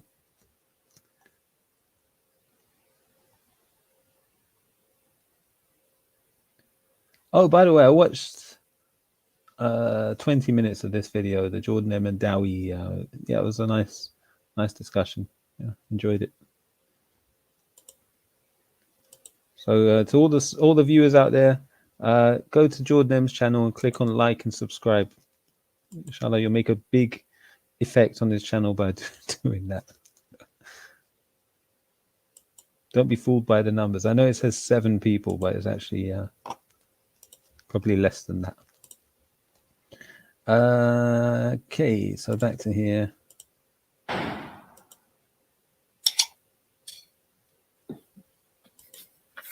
Assalamu alaikum wa rahmatullahi wa barakatuh, and welcome to another episode of the Doctor's Lab with Wa alaikum salam wa rahmatullahi wa barakatuh. Oh look, they've even got a Jordan M like logo on their video. But I was watching their channel on Abdul Haq Baker's channel. Dr. Khalid Green, my brother. It's like they stream on multiple channels at the same time. Here with us and myself, Dr. Abdul Haq Baker. Assalamu alaikum, brother Khalid. Wa alaikum salam wa rahmatullahi wa barakatuh. How are you today? Alhamdulillah. Wa barakatuh. It's not barakatuh. Yeah, it's wa barakatuh. Yeah. Just thought I'd correct you there, brother. Not barakatuh. I'm doing good, and it's a pleasure to be back as usual. Back on the Doctor's Lab. Alhamdulillah. Dissect. Definitely, mashallah. And both of us using our Yeti microphones and got our technology up to speed again. Alhamdulillah, I've got my books, my library, my iMac from Jeddah now here with me, Dubai and everything. So alhamdulillah, hopefully the technology is going to be a little bit more sharper than usual, inshallah. Inshallah. Brother Khalid, today, as I mentioned, the reason I thought about this particular title is because I wanted us to look at things historically and bring it up to speed today. Globalist. What's the title? Global Islam, Regional Interpretations, How and Why. Islam, Regional Interpretations, How and Why. And I don't think we'll be able to do justice to the breadth of this topic in one session. We may have to take it on to other sessions, or we may just deal with this as a summary, as a synopsis of what is a very, very big topic. Because we know, for example, Islam as a synopsis. Okay. Synopsis. A brief summary or general survey of something. Okay. That's it here. It's the fastest growing religion. It continues to be. Some may say, okay, what about the rate of apostasy? We've got individuals leaving Islam. But when you look at the statistics as well, alhamdulillah, Allah replaces people with another people. We see that, and this is based on, I'm referring to data that I heard Dr. Tahir Wyatt mention a while back, where even though we see a significant minority. Dr. Tahir. Why are we using these names? Like, you see why they're doing this doctor naming competition? In England, we don't have that. Like, you go to university in England, you got people who are very qualified professors, associate professors, doctors, but we don't call them by the name doctor. Right? We call them by their name. When I was at a course at a university, and I was with the dean of the university, and I said, "Oh, hello, doctor." He says, "No, call me Pete," or whatever his name was. Yeah. So this culture of calling people doctor and trying to seek status in society with these names and titles, it's not from English culture to do that. It's a foreign thing, and they've been influenced by living in the Middle East. So now they got this high respect for people called doctor. Like a doctor can't learn anything from you. Leaving the faith. We still see equal numbers, if not more, embracing the deen. So Islam globally continues to spread. Islam is present across virtually every society that there is today, whether as minorities or in majorities. And we see that in Europe, for example, the largest. Oh, good, Jordan M. I see the hate is coming out now. Yes. My show is not about views, Mr. Jordan M. Right? I don't care about views. I just come on at late nights. If I cared about views, I'd be on in a day, right? Or at key times. I'm coming at this time of the night, and I'm just sharing my my views. That's it. Yeah, if you want to participate and enjoy it, you can. If you don't have to. I'm not out for numbers. And also, you know, if I choose to leave it online, people can watch it later. Minority of a religious group that they have experienced in many years. If you were to put the Muslim population of Europe into one of the Scandinavian countries, for example, they would overtake that particular population that's there. Wa alaikum salam, Nilofa, Sister Kira, Sister Goinus, mashallah, and brothers, alhamdulillah, welcome. Sister Kira, welcome. Sister Nama. So, and also this channel has been restricted by YouTube, just so you know. Okay. So don't think anything about numbers. Now, I think that I want to start off by looking at that general aspect of Islam, and then to look at the regional interpretations and explore elements on why there are these regional interpretations. What do you have to say? So you just spent 3 minutes getting to the start of the conversation. Why not just get to it straight from the beginning? About that, especially who travels from the West. But as a student of knowledge, you travel to Yemen, you travel to Saudi Arabia, you met different Muslims, students from different backgrounds. So, you know, alhamdulillah, it shows us the universality of Islam, you know, when we meet people from around the world. As far as different contexts, I think you really... No, you wouldn't call him Baker. You'd call him Abdul Haq. That's what you'd call him. You call him by his name, first name. You wouldn't call him by his surname. That's a bit rude, Jordan M. Learn and acknowledge and witness those things, having lived overseas and coming back to the West. And what I mean is, and there's where you really get a sense of the diversity and the diversity of issues and challenges that we face, which help to shape various Muslim communities. You know, my reality here, literally, I'm in New Mexico, okay? From compared to where the reality of Seattle, Washington, the Muslim space there is quite a wide gap compared to Philly, compared to Birmingham in the UK, or Croydon, or Hull, England, or Chechnya, or Bosnia. The reality is different, and we see this on the world stage with what the various Muslim communities are facing. So no doubt those things you have to contextualize and look at the socio-political realities that people deal with, and those socio-political realities help to affect how people practice, and even to a degree maybe how they understand Islam. No doubt, I'm sure amongst the Uyghur population, for being suppressed so severely and re-indoctrinated, and prior to being indoctrinated, you know, they were repressed as far as Islamic knowledge. You're going to find a lot of probably very possibly shirky practices and so forth, you know, because of a lack of knowledge, you know, a lack of exposure to knowledge. Their reality. Don't worry, Jordan. I'll do a review of one of the EF Dawah videos soon, inshallah. I think you'll like it. Yes, I think you'll like it. It's quite different than our reality in the West in general, and then and inshallah, we'll see if you complain about the views on that video. Okay. Reality in the Middle East and in the various Middle Eastern countries. So no doubt. Right. No, absolutely. And I want to refer to some of the literature that I was reading and researching for this particular topic, and from one of the books, The Idea of the Muslim World. And we have here, what is the Muslim world? World. Yeah, world. It's like WOWD. That's a London accent. Yeah, world. The Muslim world, the author is asking. And he states, roughly a fifth of people now living are Muslims. Their societies, located in every corner of the globe, vary in language, ethnicity, political ideology, nationality, culture, and wealth. Yet throughout modern history, Muslims and non-Muslims have appealed to an imagined global Muslim unity. One need only look at the headline. Yeah, I know you've been watching his channel, Jordan. Haven't you gone on there yet? To see that this unity does not exist today. I went there earlier and I typed a message in the chat. I said, Rodney, can you mod me up? And then I left. That was it. Yeah.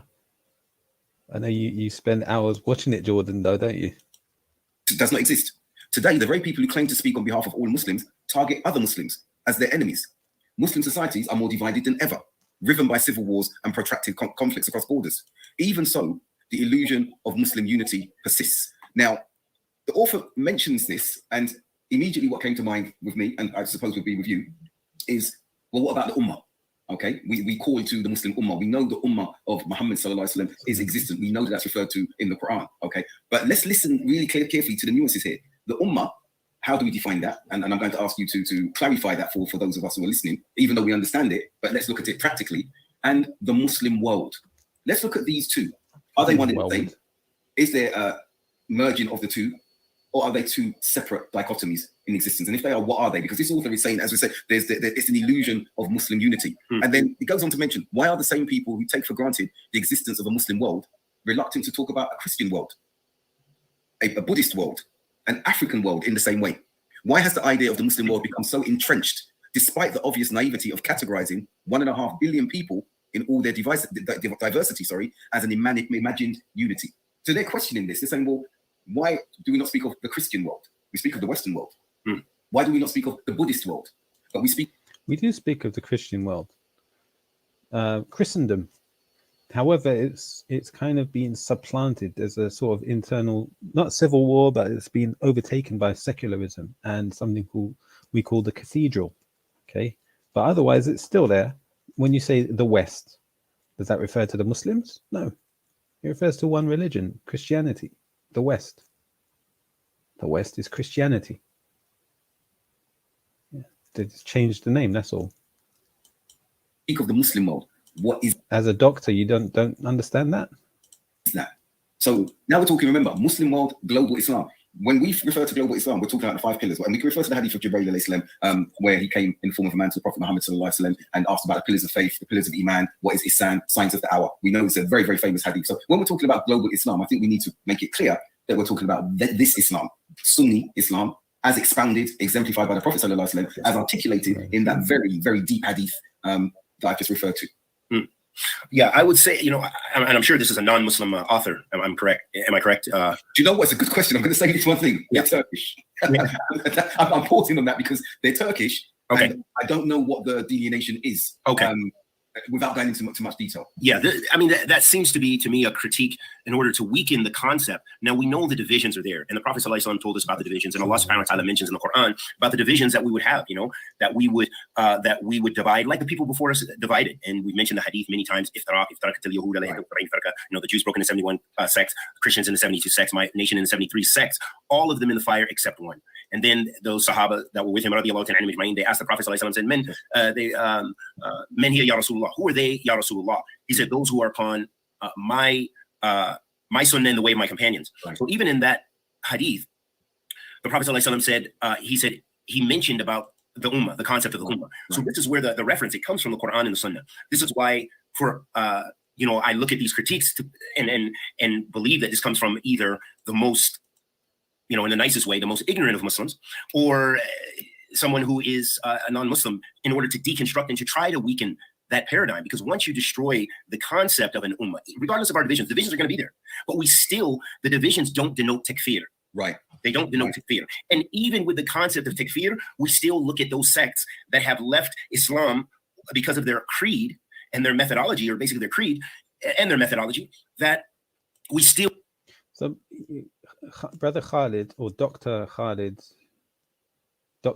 Green, he's got this differentiation of Aqidah and Manhaj.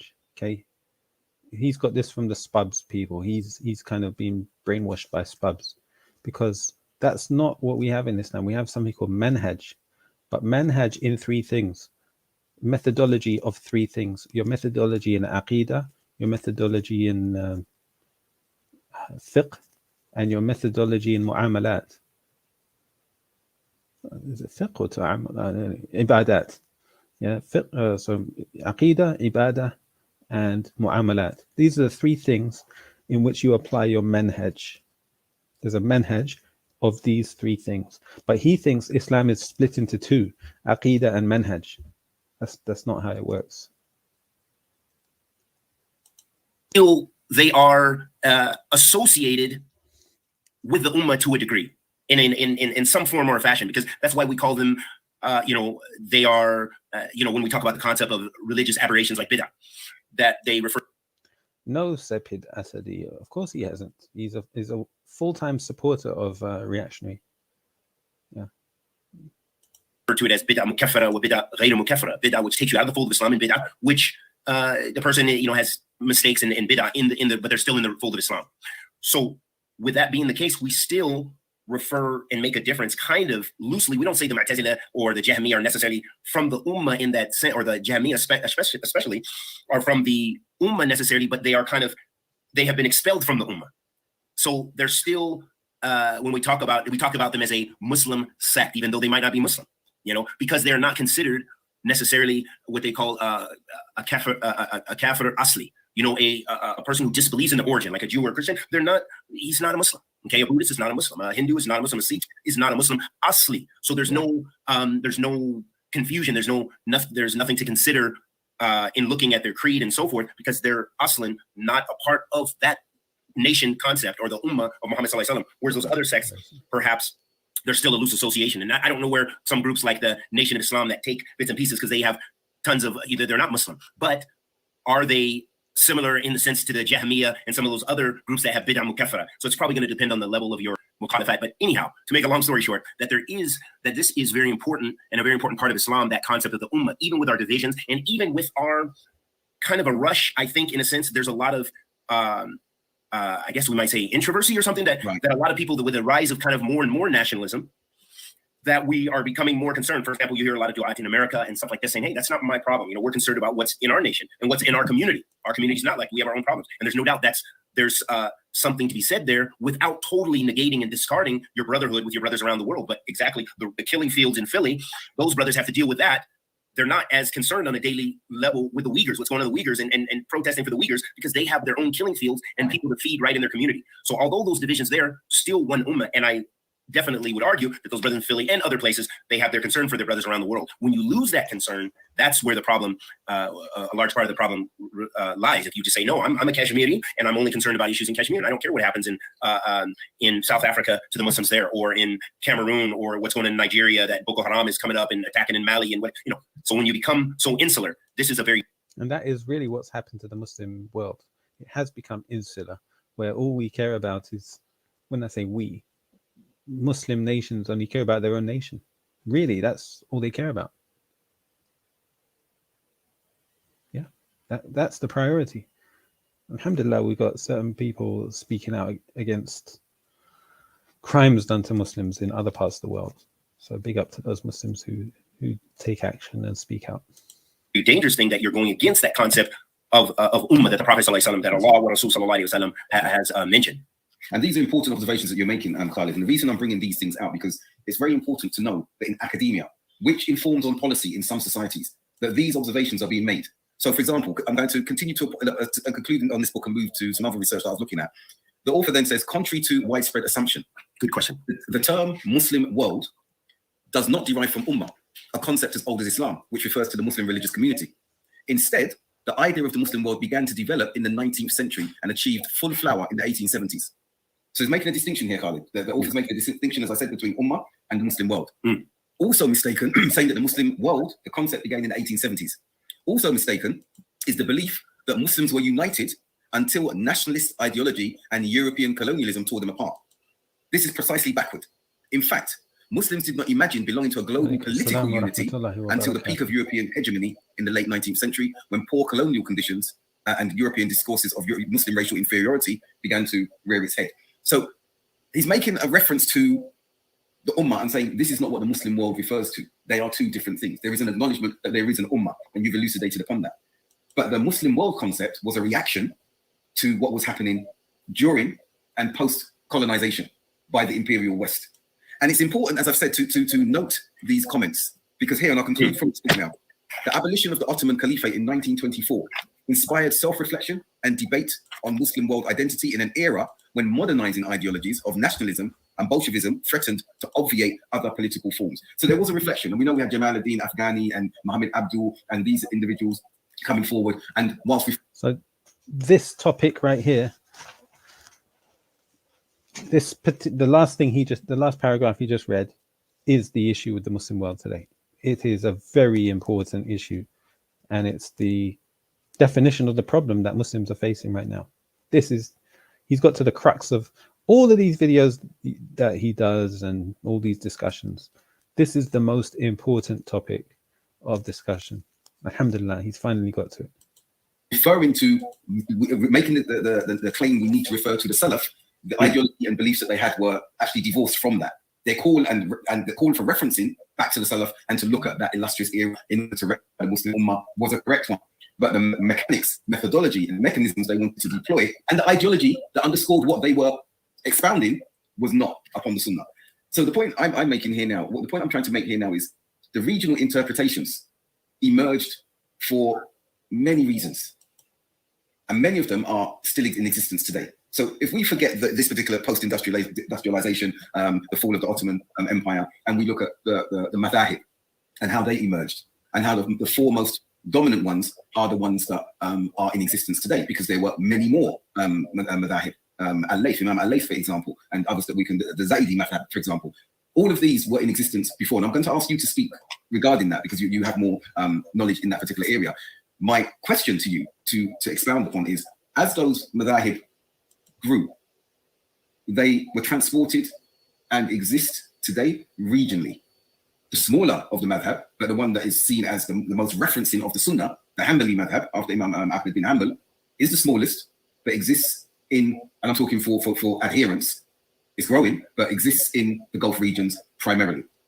The Hanafi madhab, school of thought, exists predominantly in the Indo-Pak subcontinent. Maliki, Shafi, Africa, North Africa. So can I ask you to expound upon what you know concerning the madhabs and their regional and geographic sort of location? Really, I can't in-depth expound on it too much more than just that general reference. I mean, it really takes research into looking at those historical factors, because it's, I would just say in a sense, it's outside of my scope of what I have spent my time studying. I didn't study necessarily history and why the madhabs developed. I'm more concerned about creed and probably the relationship, somewhat you see with those madhabs being developed, and what was a tendency along with those madhabs as far as creed, what tend to happen. A lot of that has to do with historical, historical factors. Okay, when we're looking at that though, we see that the four schools of thought, for example, many accuse Salafis, and maybe a particular element among us, of rejecting the madhahib outright, which is not the case, which is not true, because the four imams were from as-Salaf, and the four imams are included within that. So we see that you've got Ahl Hadith in the Indo-Pak subcontinent, but you do not see a rejection from them outright, carte blanche, of the Hanafi madhab. What is rejected is the blind fanaticism of following those madhahib. That is rejected. Okay, and then within that comes the discussion. Well, what about a layperson? Can they? It's rejected by who? Who's rejected the blind following of the madhabs? The Indo-Pak community? Is that what you're saying? Not blindly follow the madhab, and we've got scholastic debates concerning that. But I want to stick with the regional interpretations around that. We've got the schools of thoughts as a particular example, and a very strong example that's pervasive across particular societies today. The Zaidi madhab in Yemen, for example. But there are other reasons, Khalid, that we need to look at. And we're going to draw, as we move through this discussion, on the impact of these regional interpretations upon the Muslims, upon our unity, upon our strength. So, for example, when we are looking at the Shafi madhab. So interestingly, watching this video at playback speed of 2 times, it doesn't affect the the sound quality at all, right? So it shows that their show is like very long and drawn out. The practices there. Are they practicing to the letter what Imam Shafi had expanded and developed in his final transitory stage when he moved to Egypt? We've got his books, we've got his edicts, we've got those there. The same we would ask of the Hanafi madhab. Are those who are following this madhab, this school of thought, following it to the letter, or is there? What's that got to do with the topic you were just reading? I don't get it. cultural accretion and acculturation to that we're seeing today. I was more exposed to the Hanafi madhab living in the UK and the South Asian community predominantly following that. And what I saw, yes, aspects were from the essence of Imam Abu Hanifa, but there were cultural introductions that were in there that would make the madhab unrecognizable. I can't speak too much concerning the Maliki madhab because our colleagues and brothers and sisters co-religionists from North Africa, whilst they attended.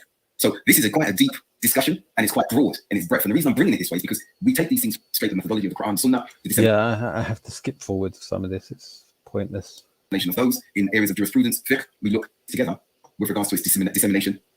Ideology is clear. What about in jurisprudence? I've just mentioned analogical deduction, qiyas. How is that dealt with? So basically, there's no, as Salafi scholars will have articulated on numerous occasions, many fatwa and statements from many of the ulama, that there's no doubt, there's no contradiction in that all of those madhabs are the madhabs of the Salaf. Imam Abu Hanifa, rahmatullahi rahmatan wasi'ah, was I believe, a tabi'i, and possibly an itba' tabi'i. Okay, so he being the earliest from amongst those four madhabs that have kind of codified the Sunni jurisprudence, if you will. Right. And so Ahlul Sunnah is comprised of all those madhabs, but it is not made up of the taqlid, as you said, the blind following. So when we talk about, we usually see this. There's a bit of confusion here. When you're talking about the madhabs, right? These madhabs are madhabs of fiqh. That's what you have. You have a madhab of fiqh, meaning coming to rulings on what's halal and haram, on actions of ibadah, not about aqidah. So when we say someone is Salafi, you're talking and following the way of the Salaf. Yeah, it's three things. It's the manhaj of the aqidah, the ibadah, and mu'amalat. Those three things. But the focus generally is more on the aqidah. That's why when you have a book called the Sunnah, and some of the imams of fiqh, like Sufyan al-Thawri, for example, he had his own madhab, but he also had a book on the Sunnah or aqidah. So that's really what people are talking about when they say Salafi. Perhaps there are some who are very, some scholars who are more maybe Zahiriya or more where they go with the apparent meaning of the text and they look less at the reasonings and the context of the revelations, meaning the Quran and the Sunnah, and that they tend to be kind of a little bit more restrictive and kind of rejecting madhabs. Okay, so there is that trend, but most of the scholars, for example, that we have had contact with in Saudi Arabia and that we're familiar with in Saudi Arabia and in other places that are Salafi scholars, they don't reject the madhabs at all. And they say that those a'imma and those madahib are madahib Ahlul Sunnah, and that there is no problem if you are in your locality and you're learning the Hanafi madhab, you're learning the Shafi'i or the Malik. Yes, the imams of the madhabs are from the Salaf. The Salaf are people who've preceded us and are on the way of the but really when we say Salaf, we're talking about the first three generations of Muslims. That's really like the pure statement of Salafiyah. And whoever follows their way. And I think we're all in agreement that the madhabs are on the way of the Salaf.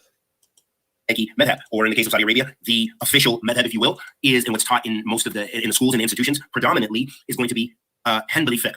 So all of those, again, we're talking about jurisprudence, and in jurisprudence you have more room for disagreement, meaning there's the concept of ikhtilaf, okay, in differences, and there's ikhtilaf an-naw' or ikhtilaf al-ba'd. Ikhtilaf an-naw' means that there are gradations of opinions or what have you. Maybe there's more than one sound ruling because the Prophet sallallahu alaihi wasallam, there might be allow for that in the nusus, in the text, or the interpretation is just not as black and white, and they both have very strong adillah and what have you. So you're not making a harsh ruling. You may not agree with that interpretation. Maybe the Maliki say this, or one opinions regarding those madhabs. It's not even recognizable. Okay. Kind of like a system of mores and a belief system. It doesn't denote that fiqh and jurisprudence, which differs from the Hanabila, the Hanbali madhab, for example, Imam Abu Zayd al-Qayrawani, or we could just go on and on. So from every madhab, Ibn Abu al-Izz al-Hanafi. And I'll just give you, just so we're not so distracted with the audience, a real example. I can remember I come back from Yemen and I was in a masjid that's predominantly Tabliki Diwandi, probably in their Aqidah. And this task of this blind prejudice towards a madhab. To Africa and learning from scholars in Africa. And even now, for example, one of my close friends, he spent years, he's got family there now, British individual. He won't mind me saying, he went and he studied Maliki fiqh, scholars in Sudan, and spent a lot of time there. Salafi, alhamdulillah. He is. What the Aqidah is, anything I didn't ask, but I know he came back very, very strong on Maliki fiqh and how to extrapolate from that. There are others who would go to India, Pakistan included, and sit with scholars who are very strong in the Hanafi fiqh. We're not talking about the adulterated aspects where and some evidence was here, some claim of evidence in this particular region. So the aspects with regards to Salafiyah have become one and the same. Algerians, for example, who have settled in France, not only conceive of themselves as Muslims who practice according to Algerian custom, they also affirm whatever particular meaning Islam has accrued in the course of Algerian history. Thus, generally speaking, no first-generation North African immigrant can contemplate his religion without remembering a painful time when Preservation Islam played a crucial role in his mission struggle against French domination. No wonder these North Africans were so slow to acknowledge the permanence of their resettlement in the land of their former oppressor. So it talks about how the first generation of these North African immigrants hold onto their culture and their identity via Islam. And that's okay, because Islam is that demarcation. Islam is that foundation, that marker upon which they were able to resist, survive, and begin to flourish again, if not themselves flourishing, laying the pathway for their children to flourish, according to their identities, with Islam being at the foundational aspect. And you see that across many cultures. We're talking about ethnicity here. We see that there's a political aspect of Islam that influences other regions. We see what happened in Egypt with the Muslim Brotherhood. Yeah, and you see that in England as well, right? I suppose everywhere where you have anywhere, not just in Islam, everywhere that you have immigrants, they're going to preserve their culture, and that's always usually it's usually a priority, isn't it? That's why people say, "What's your mother tongue?" and then they're referring to what their mother spoke to them first with as a child, or what language they would speak in their home. And the drive that happened there. So there are various reasons why there are different interpretations around Islam. The madhahib, one of the strongest, I believe. Okay, the strongest. But there are the cultural, as we're mentioning. There are the resistant aspects that come out politically. Muslim Brotherhood being one of the most obvious markers where that's at the forefront. And that does not mean that it's correct, I hasten to add. So when we're looking at these regional interpretations, we may move to Senegal, as Nama says, and we see that the Maliki madhab is the one that's predominant. How do we... I think a better example would be Barelvism. Like, it's much more close to home and easier to specify. So, for example, with Barelvism, it's linked to Pakistani national identity. For somebody to say they're Pakistani, you cannot really say you're Pakistani and not link yourself to one of these groups. You're either Pakistani Shia, Pakistani Barelvi, Pakistani Deobandi. What's the other one? Ahl Hadiths and Qadiani. That's pretty much everything, isn't it? Is there anything else? But you're going to be one of those groups, and they're all accepted as being like the Pakistani identity. So what nations have done is linked certain groups as being acceptable expressions of their national identity. Engage with that. How do we traverse that without causing conflict? Like Anna Salafi. That's why if you try to critique Barelvism, you get labeled anti-Pakistani. They think it's an attack on their nationality.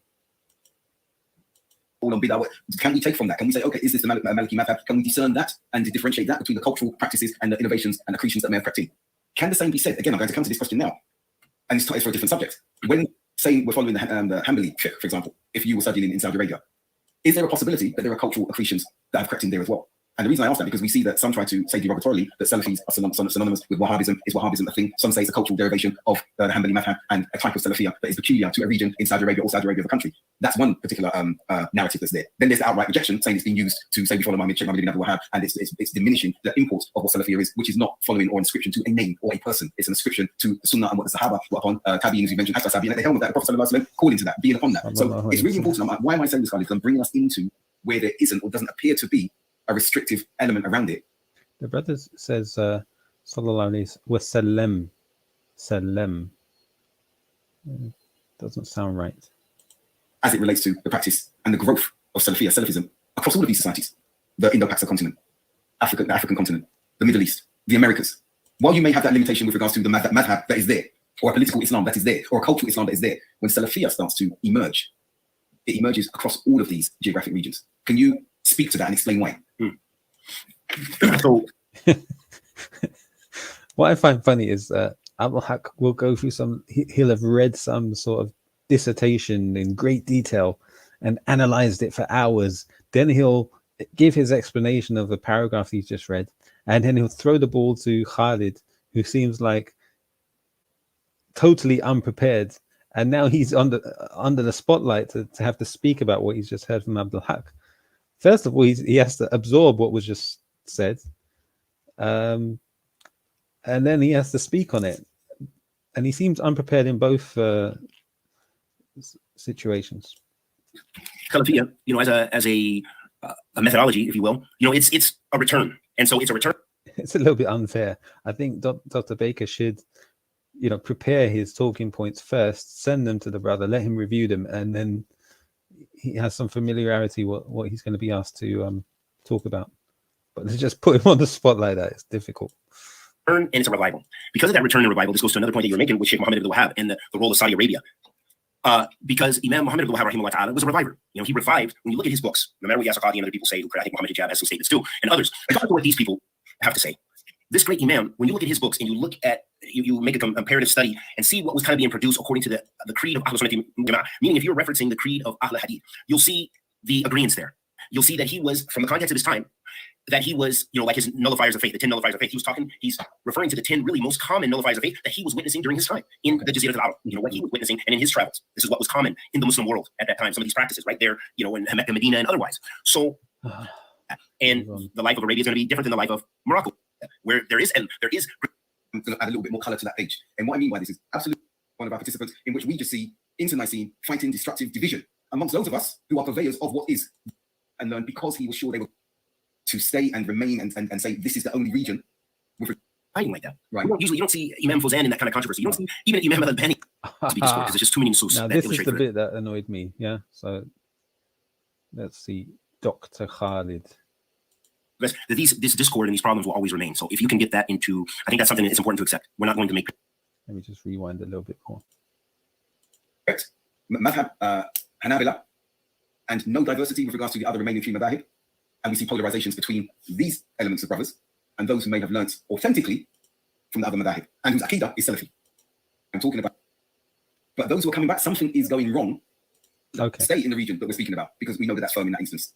But thereafter, broadening the learning with regards to fiqh, because that's not done.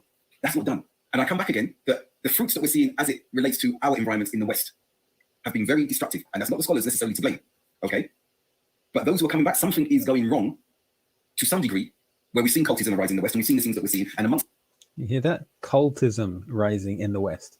So Abdul Haq Baker here is talking about people who've gone to study in Saudi universities, right? So let me rewind a bit more. I'm going to say on the whole, I'm not saying everyone. We've seen a pervasive influence, a destructive result, a bitter fruit from Saudi Arabia or from scholars that we've learned from in the region, if we add a little bit more color to that page. And what I mean by this is absolutely with regards to ensuring that the Tawheed, the Aqidah, and the Usul is learned unadulterated, okay? But it's a question I'm asking now. When considering how we have come from Saudi Arabia or from the scholars that we've learned from in the region, if we want to say, okay? Some of the scholars, not all of the scholars. And this is not apportioning any blame towards the scholars as a body. But when we see the fruits that have come from those who have studied in these institutions, within that environment that you're mentioning, if we're going to be very frank, well, what we've seen on the whole, and when I say on the whole, I'm not saying everyone, we've seen a pervasive influence, a destructive result, a bitter fruit from some who have come back, haven't graduated, so therefore they've got defective tools. All right. So here's the confusion in Dr. Baker's question, right? He's saying that people have gone to study in these Saudi institutions, in these Saudi universities, right? And they've come back to the UK and established cults, and they've been what you might call the bitter fruit. They've caused negative benefits rather than positive benefit. Yeah, they've caused problems rather than solutions. Now, but then in the same sentence, he's saying these are people who haven't even graduated. There's a contradiction. Because he's trying to pin the blame on the Saudi institutions of education where they studied. But in the same sentence, he's acknowledging that it's these individuals who are dropouts. But again, let him finish the question. Some haven't even studied, but they've sourced this region and some of the scholars from this region. And they've come back with defective tools and pervasive toxicity that will speak to the question that was asked by one of our participants, in which we just see internecine fighting destructive division amongst those of us who are purveyors of what is the Sunnah and what is correct. That's one thing. So what I'm asking, what is my question here? Should there be an extent to which that knowledge is taught, okay, obtained, one's grounded in, and then they go to other lands, Mauritania for Hifz al-Quran, Sudan for learning from the scholars of Maliki fiqh, to other regions, to India to learn the Hanafi madhab. And the reason I asked that question, shouldn't that happen? I'm going to bring in something you spoke about a few weeks ago, which is very, very important and very significant. The example of those students who lived in one region in Yemen, were Salafi, were grounded in their Aqidah, but could not come and move to the region or environment and community of Sheikh Muqbil, and got his right advice, and he gave permission, his consent, for them to go and learn in that institution, which was one of his opponents. Such a convoluted question. Look at the amount of different things he's pouring into this mix, right? And which was upon misguidance in Aqidah, but where the sciences were such that Sheikh Mukbil said they can go and learn because he was sure they were grounded in their usul. So I would say minhajiyya, not so much Aqidah. Okay, sorry, manhaj. Yeah. So isn't it time for an approach of broadening? As usual, Dr. Khalid Green thinks he knows what he's talking about with the word manhaj. The arenas of learning, and not Aqidah, I hasten to add, not Aqidah, stay in the region that we're speaking about, because we know that that's firm in that instance. But thereafter, broadening the learnings with regards to fiqh, because that's not done. That's not done. And I come back again, that the fruits that we're seeing as it relates to our environments in the West have been very destructive. And that's not the scholars necessarily to blame, okay? But those who are coming back, something is going wrong to some degree, where we've seen cultism arise in the West, and we've seen cultism arising in the West. Yeah, these cultish dawah groups, yeah? Things that we're seeing. And amongst the Muslim populace, we as Salafis have become despised and loathed. And Khalid, if I'm being totally honest, speaking at that adult, inshallah, wisdom stage of the 4-stage model that I developed in my PhD, the Cognitive Development Framework, some of that loathing and disdain for us with regards to the fruits, the bitter fruits that have been yielded in our interaction with the rest of the Muslim populace are legitimate and valid. Now, as you and I spoke, I'm talking about Salafis. I'm not talking about Salafiyah, because I will defend that to the hilt, and it's Aqidah, the usul, the methodology, the manhaj. But I'm talking about when you're giving a recommendation, which is a personal recommendation, regionally with regards to Aqidah, you and I won't disagree with that. However, to stay and remain and say this is the only region with regards to learning deen, I'm not saying you said that. This is when it becomes tricky, because you have individuals coming back with just that paradigm. Aqidah correct? Is this the longest question in history? Hanabila, and no diversity with regards to the other remaining three madhahib. And we see polarizations between these elements of brothers and those who may have learnt authentically from the other madhahib. So sorry to say, Dr. Baker, your question is confused, contradictory, and misrepresentation. You are trying to present to the viewer that a case in which people who go and study in Saudi Arabia at universities and graduate and return to the UK, they're the cause of toxicity and problems in the West. That, while at the same time, it's a group who have dropped out, and in some cases, many people who've never even studied in those universities. So you've contradicted yourself in that count. Secondly, if you look at the people who've graduated and come back to the UK, the vast majority are not these toxic people that are causing the problems. The toxicity is coming from a very small minority, a handful, perhaps 2 or 3 named individuals. Okay? So when I say named, 2 or 3 individuals that you could name. If you were to name all of the other people who graduated from those schools and returned to the UK, they don't have that. They're not the cause of toxicity. Yeah, it just so happens that those 2 or 3 named individuals that cause problems, they attribute themselves to one particular person in Medina, right? They call him the Imam of our time. Yeah, so what you're alluding to is really a situation that Dr. Khalid Green has a problem dealing with, and we'll see why. Aqidah is Salafi. Well, sorry, let me just establish the point here. Abdul Haq, let's be direct, he's talking about spubs. Yeah, he's refusing to name the people, he's just talking in a general sense. But just say how it is. Your viewers know who you're talking about. You're talking about Salafi publications in Birmingham, right? Maktabat Salafi, what they call? Maktabat al-Dawat al-Salafiyya. That's who you're talking about. You're talking about Abu Khadija. You're talking about Bilal Davis. And what's the other guy's name? Iyad? Abu Iyad? Something like that. And then if you wanted to name a couple more, you got Musa Richardson and Hassan Somali. Those are the people he's talking about, right? Tell me if I'm wrong. That is exactly who he's talking about. And when he talks about individuals in Saudi Arabia that are all the scholars that they look up to, he's talking about Rabi al-Madkhali. That's exactly who he was talking about. And maybe someone called Falih al-Harbi, who used to be part of their thing. Who's the other guy? Ubaid al-Jabiri. It's a handful of people. But they've caused so much destruction to the da'wah in the West. Now, who's to blame for that destruction? How can a small handful of people cause so much damage? Maybe it's because, I'm not going to say you, but I want to say the people who've been impacted by this, instead of taking things back to scholars or relying on the people of knowledge, they held these people with high esteem and regard, and with high regard to what they say. So it's your own fault. Who gave weight to these crazy individuals? It's you who gave them weight, who gave their words gravity. Nobody else. You can't blame Saudi Arabian universities for that. You know? Who's this? Biblical Christology. I don't know who you are, Biblical Christology, or whatever your name is. Type something in the chat. Let me know you're a real person.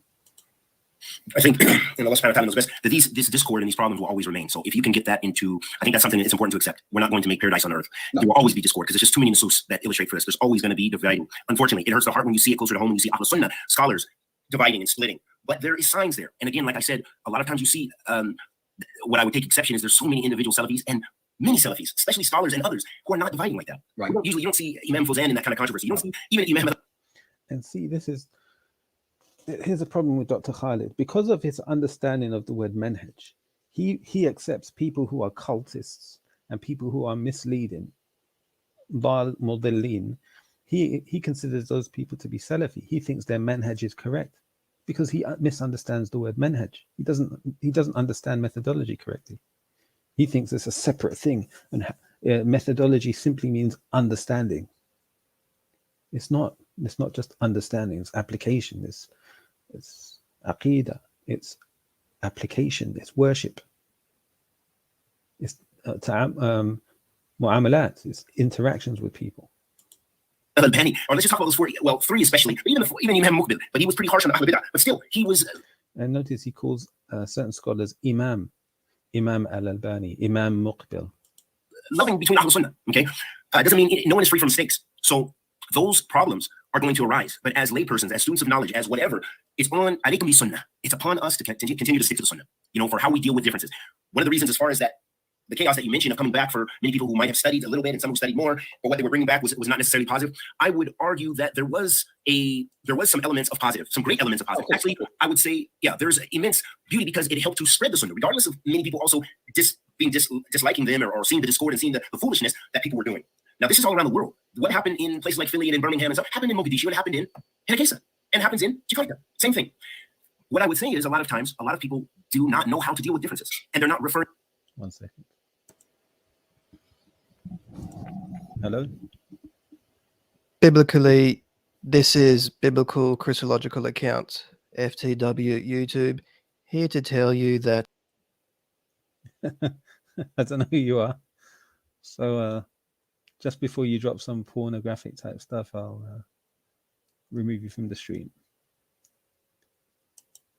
Back to the Salaf and how they dealt with differences, or they're only looking at a portion and they begin to split based over ijtihadi issues, and make tabdir and tafsir and takfir based on those issues. So that is one major issue, comes from a lack of knowledge, and sometimes it's even from certain scholars. You're kind of amazed why they're propagating a splitting and why they're going against their brother who they were sitting with just yesterday, to such an extent. You see that you're like, what happened? To all those principles that you were learning and looking at the method in totality. So that's why it's important for us to gain knowledge so we can see through. So we're not, I can't say, I'm following Sheikh Muhammad bin Hadi's correct and everything, and I'm just following him.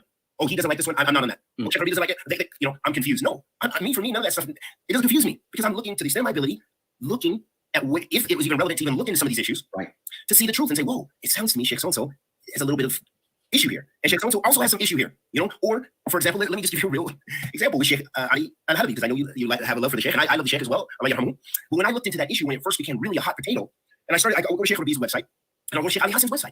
And I got the book that Sheikh Ahmed Bazmoul. So this is showing you differences of different scholars, basically issues of a lot of the ijtihad. But I saw what some of the things that people were saying about Sheikh Ali Hassan were just simply humanly untrue. So how can you can't, it's just no matter how you try, how can somebody explain that? You can't explain some of those things they said about him. And that's why he said, and I have quotes of his too, where he says, hey, the ones who said this about me, I'm not forgiving them. I don't forgive them, which is too much because you're saying he's basically doing bid'ah kafara. Some of those things. And that's why I'm saying you need knowledge so you can see through the smoke screen, see through the fitna. This splitting, unfortunately, is going to take place. And it's going to continue. But you will see those beautiful signs of the sunnah as well from Ahl Sunnah.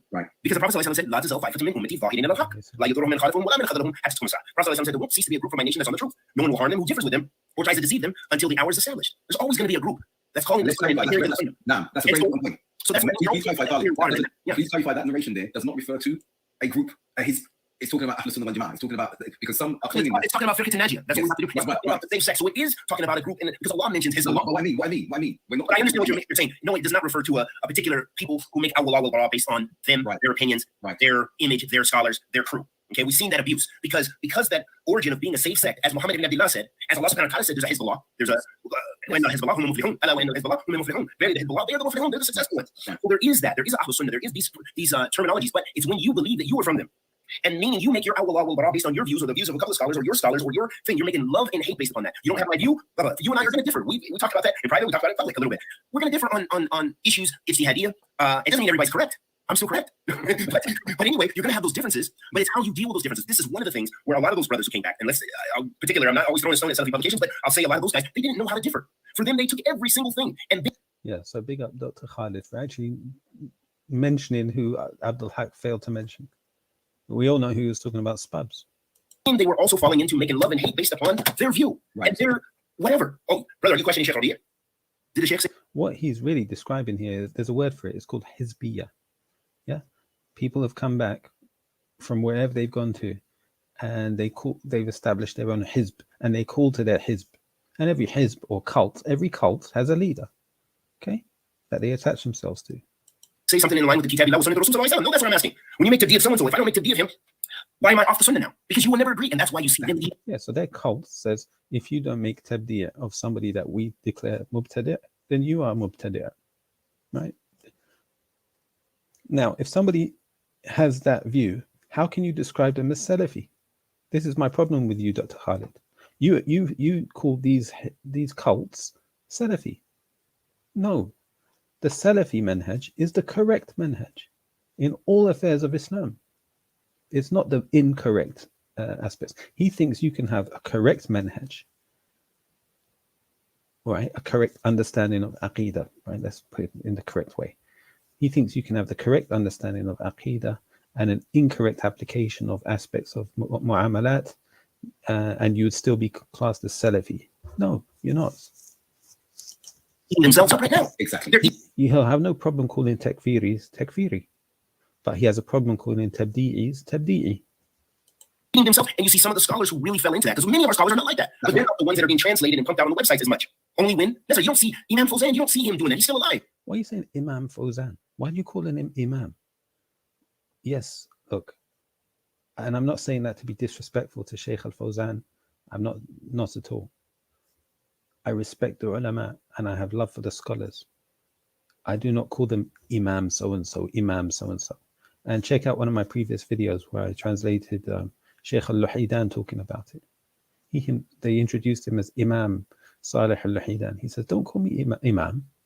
The word Imam is, you use, it has shurut. He said it has many conditions. Sheikh Salih Al-Luhidan says to label somebody Imam, that has many conditions. One of the characteristics of an Imam is somebody who faced difficulty and struggles in establishing Islam. You could say Islam survived due to their positions that they had to steadfastly hold on to in the face of adversity. Okay, now, can you say that about somebody who they get paid and their job is easy to an extent? You can't. So don't call the throwing around of the word Imam just like that. It's not correct. Tell me one book written by Sheikh Salih Al-Luhidan. Yes, Salih Al-Fawzan, he's written many books, okay, and they're beneficial. But are they books on which Islam survived because of them? Did he clarify, were it not for him, Islam would have just died? That's what you might call an Imam. Imam Ahmed, in the face of his trial and tribulation with the khalq of the Quran, the issue of is the Quran created? Principles of Islam that if they were not stood up for, the whole religion would be corrupted. This is an Imam. You don't see him doing that. You don't see Sheikh Ibrahim, Sheikh Suleiman, Sheikh. I can just go on and listen. Yeah, Imam Salih Sahimi is not lightweight. Imam Salih Sahimi. Yeah, he's just been appointed as the Mufti of Medina. Yeah, but again, just throwing around the word Imam. How are you doing that? Yes, they have different levels, you know. And Imam Abdul Muhsin al-Abbad, you see, he tries to squash the fitna. Imam Abdul Muhsin al-Abbad. Just everyone's Imam. Smash it. Puts an elbow strike, knee to the face, destroying the fitna. Metaphorically speaking, of course. Doesn't mean the Shaykh doesn't make mistakes or that no one's free from mistakes. But the point is, and that's why I don't like when people indict Salafis, because just because they have some, and maybe they have a lot of bad examples in their region or whatever, but they have to know it's much bigger than that. And there are many from Ahl Sunnah, wal Jama'ah, go into the book, the Sunnah, and have beautiful manners and have the fiqh fi deen. They have the understanding of the religion, and they know how to deal with differences. They don't have to take people off the Sunnah because they don't agree with them. Oh, you don't have my view? Khalas, you are Mubtadi'ah. Yes. And don't make sure my friend knows that. And if I see my friend just going to the masjid, because I would say Birmingham, the stories I heard, even more extreme than what I've seen. You know, I mean, we have some places bad in America too, but the things I've heard from many people who are from the UK and firsthand experience, it's crazy, some of the stuff. It is. You know? It's insane. And so that shows people don't know how to make a difference. Exactly. Insanity has been spread to the laypersons, and the laypersons, they take up arms and they involve themselves in things they should not even be talking about. Exactly. This clarification is so necessary, because one of the things, as I said, we're going to come to this about Salafiyah and the efficacy of Salafiyah. I like to use that term, and how Salafiyah is traversing all regions. Okay, you cannot say, oh, in South American religious movements, we have this. Oh, we have this, mashallah. Appeal.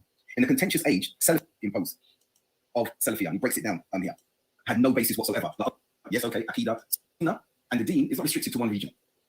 You were frowning upon, for example, the Somali dress and attire with regards to wearing a abaya. And there needs to be clarification around the Sufi comments. And I'll give my verse and say, you're correct. Then ask Michael.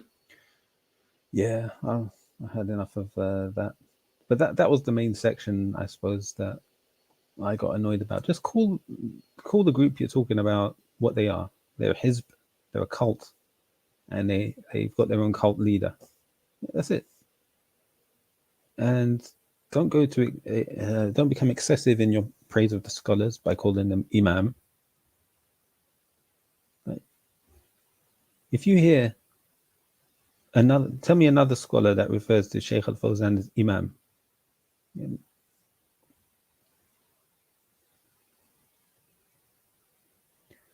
Anyway, you can look it up when Shaykh al-Luhaydan was asked about when he was called imam. See his response. Don't take my word for it. Okay.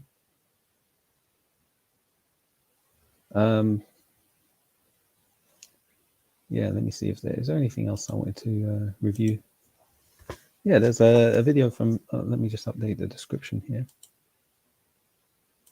So that was Ika Green.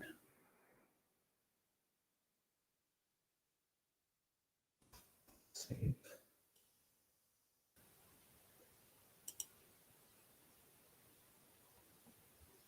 And the problem with their channel is whoever it is that highlights the comments, they don't highlight all of your comments. Number one. Number two, these doctors don't even read their comments. Number three, they don't let people on to challenge them. So it becomes a sort of echo chamber that they've established. So Jordan M told us to look at one of his videos, and 7 decades. Oh, here we go. One hour ago. Let's see. I'm about to play a very disturbing clip, and it's from the NBA. It's from the minority owner of the Golden State Warriors basketball team. And hear what he has to say about the Uyghurs. Oh, where did you get that from, Jordan M? Yeah, where did you get this video from? Interesting. No acknowledgement whatsoever. Yeah, big up Why So Religious for providing this content. Nobody cares about. Nobody cares about what's happening to the Uyghurs. Okay, you bring it up because you really care, and I think that's nice that you care. The rest of us don't care. I'm just telling you a very hard. Wait, you're saying you personally don't care? I'm telling you a very hard, ugly truth. Okay, of all the things that I care about, yes, it is below my line. Okay, of all the things that I care about, it is below. Yeah, big up EF Dawah for highlighting this video. Yeah. Watch, Jordan's gonna big up EF Dawah instead of bigging up Why So Religious. It was Why So Religious of all people that highlighted this video to us. But Jordan M just uploads it like he's the one who done it. My line. Just a point. So I don't really know this guy's name. I don't really care. We are going to refer to this guy as Scum. You know his name. His name is Chamath something else. I've forgotten. Yeah. You just don't want to pronounce it. That's all. Scumbag. And I don't use that term lightly. You guys have just seen the clip. Was it Chatapelia? I think it was Chamath Satapelia. Something. And I'm sure most of you would be angered by that, whether you are Muslim or not. So if you don't know what's happening to the Uyghur Muslims in China, is it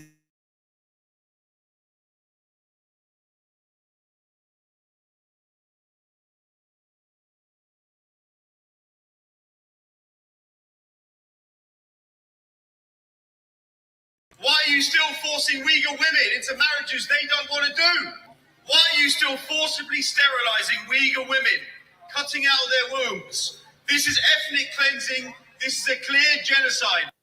So with it being widely accepted that China are breaking virtually every human rights law, and even the British government declaring it a genocide, what's happening to the Uyghurs, we have a scumbag who's willing to publicly come out and say not only that he doesn't care, but nobody cares and it's below his line of thing. Now, his personal opinion, I don't really care. But isn't it interesting, and this is the real question I have, and that when I saw this, is my first real reaction to it is, how is it that you can talk about a group of people like that who are being genocided? Could you imagine, for example, somebody coming online and saying they don't care about the Holocaust? Nobody cares about the Holocaust. I'm pretty sure they would be cancelled and would have repercussions, and quite rightly so, in my opinion. Where did I hear that? Who else did I hear say the exact same thing earlier today? And in fact, I'd say there'll be many more communities that if this guy was going to say something like this about, he'd be cancelled. But let's talk about this idea that nobody cares about the Uyghurs. Now, unfortunately, if you look at some of the Muslim leaders across some of the Muslim countries, and many people denying this, you could make that comment that some people do not care about this. And to be honest, the main reason why people, you could say, don't care is that many people don't even know about this. There are many people probably watching this video that will not know what I mean, even by the Uyghur Muslims. And this is because the media has not really made a big deal of this at all. One of the reasons I became passionate about this topic is that when I heard about it, I didn't even know. I had no idea this was going on in modern day, a genocide going on right now. And I couldn't quite believe how the world is turning its back on it. But let's be honest, we know why this coward scumbag is saying this, and we know why the media has covered it up. It's more to do about money, isn't it? Everything here is money orientated, and the Yes, we heard Anthony Brian Logan say the exact same thing earlier as well. Right? NBA. We don't need to credit him with any of these views, do we? I'm pretty sure are going to be reliant on money. And this is, as far as I'm concerned, this guy is like a stooge who is basically caping for the Chinese. So the final thing I want to say about this topic, we look at the expert predicting the genocide in India. We look at what's happening to the Uyghurs. I learned recently about Srebrenica and the Bosnian genocide. Tony Blair receiving a knighthood. It does seem to me, and please let me know in the comments, but it does seem to me to be fine to talk about Muslims in this way, in the genocidal way that this guy's saying. Why is that acceptable? And that's one of the questions I have to finish. Jazakallahu khairan. May Allah reward Brother Jordan M for that video. It was good. And it, I'm sort of poking fun at his not giving credit to anybody and all that kind of thing. But yeah, it was a good summary of the present representation of our views on it. So big up to the brother for doing that video. He's already got 135 likes on that video. So yeah, like that video if you can, and share it. Yeah, make sure you like it and share it. Okay, what else we got now? Yeah, I've had enough of these two. The doctor's lab. Yeah, go back to your lab. Just keep experimenting with your cognitive diagnosis framework, or whatever you call your methodology that you did in your PhD. I give salam to my people in Bangladesh, salam to the people of Marrakesh. Okay, Assalamu alaikum guys, welcome to Salam Corner. As you know, we have civilized, calm discussions here. We're not here we don't want anyone shouting over another, no name calling, no insulting. We're here to learn from one another. You might disagree, that's fine, you can disagree. Agree to disagree. No shouting, no screaming, and I don't need to tell you guys are gentlemen, feel the gentleman, and Jake, you know he's a gentleman as well. I'm going to leave the table to you guys. Whoever would like to start, go ahead. Jake, do you want to outline? He called Jake a gentleman, a Gentile. Is that what you're saying? He's a Gentile? And the argument, and then, Sure. Okay. So you said you wanted to discuss the Kalam, right? Yeah. I just released a video about it. That's right. Okay. So the Kalam Cosmo. Jordan. Yeah.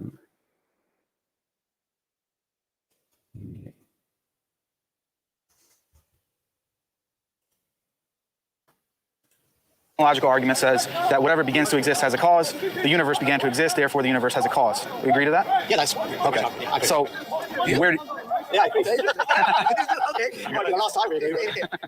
Okay. So what's your concern with the argument? Well, I think let's start with the premise that the universe had a beginning. I don't think there's any evidence for that. Really? Yeah. The premise that the universe had a beginning. I don't think there's any evidence for that. This is the most diabolical statement. The most. It's beyond stupidity. There's no evidence that the universe had a beginning. Everything around you, look at everything. There is not a single thing that you can look at that doesn't have a beginning. Like every single thing you can see, touch, feel, hear has a beginning. This particular dude says there's no evidence of anything having a beginning. Let's see what this brother says in response. On what grounds? I'm sorry, what do you mean? Well, what is the evidence that the universe had a beginning? I don't see any. You don't? No. So what evidence have you looked at to consider it? Well, the main argument that I've heard... Yeah, what evidence have you looked at? I mean, just look. I wouldn't even ask that question. I'd be thinking to myself, are you dumb? Are you actually dumb? Every single thing that you look at has a beginning. You can't use that as a basis of a conversation and proceed. It's a statement of falsehood. Would be singularity theorems. Mm-hmm. So a singularity in space-time is supposed to imply a beginning to the universe. Mm-hmm. But I don't think anyone takes singularity theorems. The singularity theorems were proven by Penrose and Hawking in the mid-60s to early 70s. I think the main paper came out in 1970. Yeah, you don't need to start quoting all these papers and all these researches and dates. You don't need any of that. Your whole position is based on ignorance. Yeah, it's ignoring what's in front of you. That everything in existence has a beginning. Probably the idea was mid-60s. I mean, it had origins back in the 20s. Yeah. But neither Penrose nor Hawking, nor anyone else in cosmology, thinks that those singularities are realistic descriptions of the universe. They have assumptions that are not taken seriously anymore. They were taken seriously at the time, they seemed reasonable, but I don't think they seem reasonable today. And certainly Penrose and Hawking abandoned the belief in the singularity theorems, but the people that advanced the Kalam seem not to have. They seem to not have caught up with the scientific change that's happened. So what's your position? Do you have one, or you just say you don't know? My position is, I don't think you can assert with any confidence that the premises are true. I'm not saying that they're false. I'm not saying we know the premises are false, but in order for the argument to work, you have to have reasonable evidence that the premises are true, and I don't think we have the evidence for that. Yeah, well, I mean, right now we're just stuck on, we jumped the first premise. Do you think that that's not true? Reasonable evidence that something is true. Everything around you has a beginning, therefore, universe reasonably can be expected to have a beginning. We're using good reason. So it's not a statement that is inaccurate. It's completely false. That's true, or you don't know? I don't know if it's true. I think there's certainly reasons to doubt it, but my main area of interest is in the second premise. Okay, so let's just stick on that. So the universe had a beginning, right? That's the second premise. Yeah. Now, you're saying that you doubt that. I don't think there's any convincing evidence that it's true, and therefore the argument can't reach its conclusion with any confidence, and therefore it's not. But then, from a Muslim perspective, why are we discussing the universe? Is that within our scope of discussion, the universe? I mean, we say, Alhamdulillahi Rabbil Alameen. Allah is the Lord of everything, of all the worlds.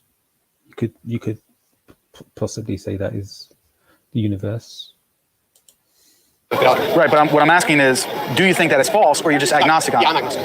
Okay, so you don't... Agnostic. No. That term agnostic is false as well. They try to tell you that agnostic means one who doesn't have knowledge of something to make a decision or to hold a position. Whereas atheism is somebody who's decided, looking at all the facts, and made the decision that something that they believe there's no God. So agnostic means they don't have enough knowledge. So atheists, they say, lacks belief, and an agnostic lacks knowledge. No, he doesn't lack knowledge. He's taken a position based on knowledge to deny that God exists. Because to say I don't know is already an inference that there is no God. He's starting from a position of no God. That's the position he's starting from. So he wants God to be proven, right? Whereas a believer will say, God exists, prove to me he doesn't exist. An agnostic says he's starting from a position of God not existing, right? But he's claiming that he doesn't have knowledge to confirm that he doesn't exist. Have a theory that you hold to that's opposed to the singularity theories. There's nothing that you really think is true in that regard. Correct. Yeah. Okay, why is that? Well, the singularity theorems are supposedly proved. So people should understand that there's a lot of evidence that there was a Big Bang event, and I'm not disputing that for a second. Okay. Right? The universe was in a very hot. So there was evidence of a Big Bang. That's not evidence of a beginning. So the bang didn't have a beginning. Doesn't a bang have a beginning and an end?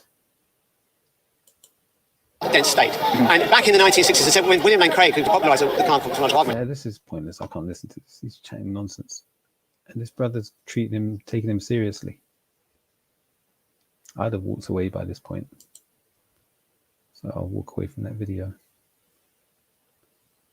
Make sure you go to any NBA video you can, and in the comments type support for the Uyghurs and call for that guy to be sacked, the minority owner. I'll sign in later with 100 accounts or so and do the same, inshallah.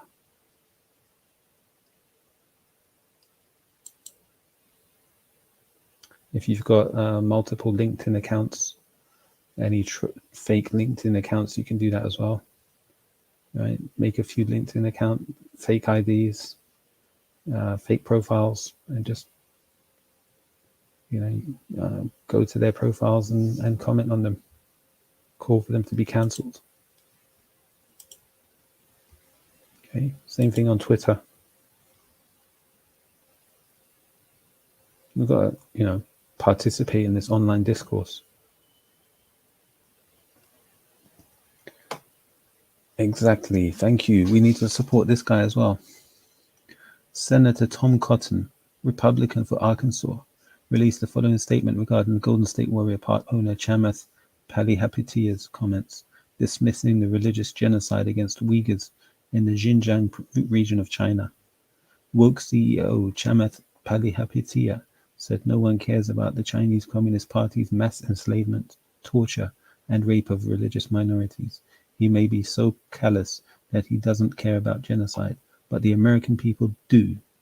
The NBA has investigated owners and forced a sale after outrageous comments before, and it even moved the All-Star game to protest a North Carolina law saying boys and girls shouldn't use the same bathroom. The league will prove itself greedy, spineless, and hypocritical if it doesn't force Palihapitiya to sell his interest in the Warriors.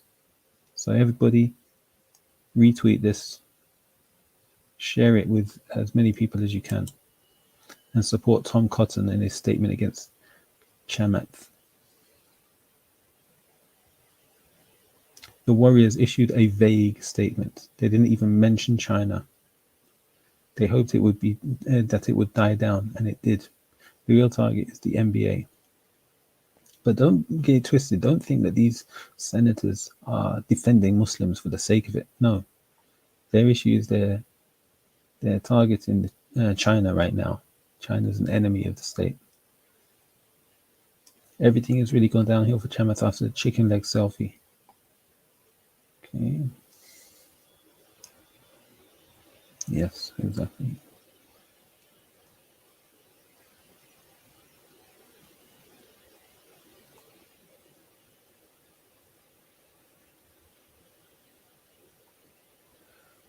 Batia Unga Sargon says, I care about the Uyghurs, Chamath.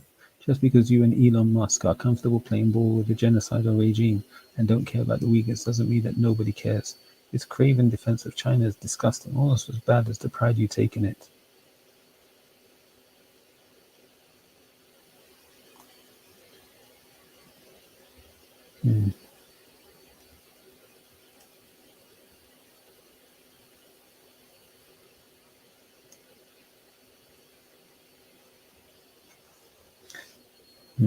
So this Chamath decides to tweet about chronic kidney disease.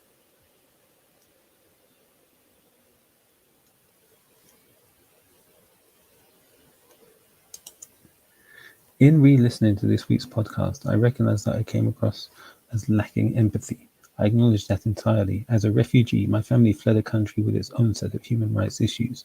So this is something that is very much a part of my lived experience. To be clear, my belief is that human rights matter, whether in China, the US, or elsewhere. Full stop. But that's not what you said, is it? He needs to... Oh, big up Piers Morgan. Man like Piers Morgan chiming in.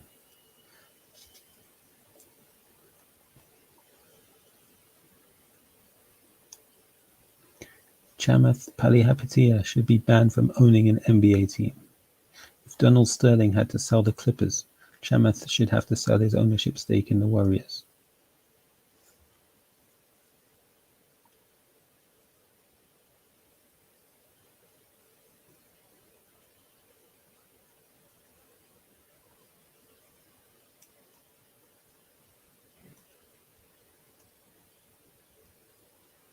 Enes Kester is an NBA basketball player, or Kanter, sorry. When the NBA says we stand for justice, don't forget there are those who sell their soul for money in business like Chamath, the owner of the Warriors, who says nobody cares about what's happening to the Uyghurs. Yep.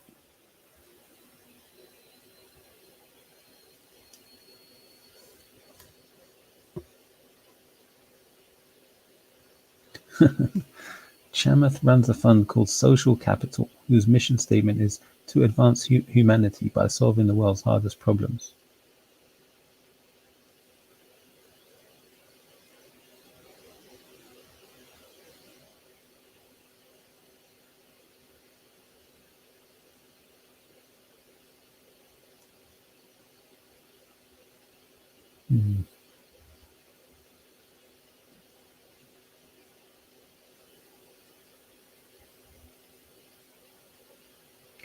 Now, it's one thing to criticize Chamath Palihapitiya, but he simply expressed openly what much of society believes. Okay, that's their attitude to it. They don't care.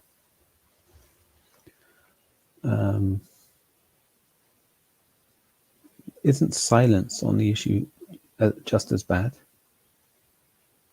I mean, it's the same exact outcome. It's easy to criticize him for what he said, but he's just expressing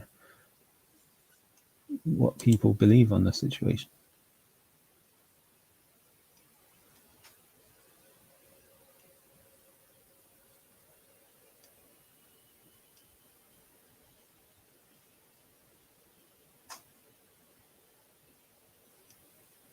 In fact, I'm glad he said it.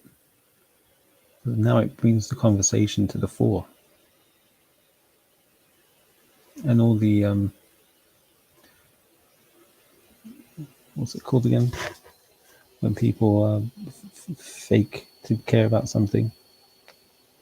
It's called virtue signaling is happening now. People like Piers Morgan chiming in. Vivek Ramaswamy, whoever that is claiming to care.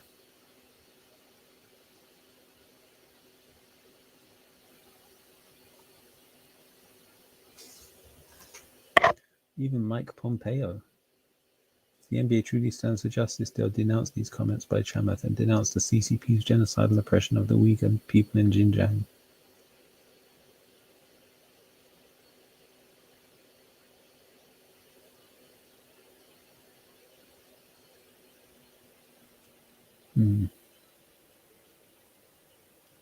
How did the Holocaust happen?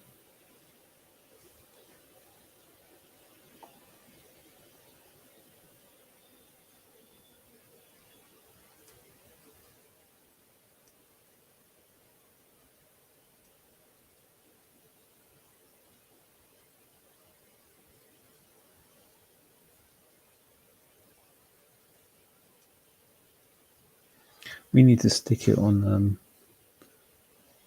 Steph Curry. He needs to speak out on this. His silence is not acceptable for me.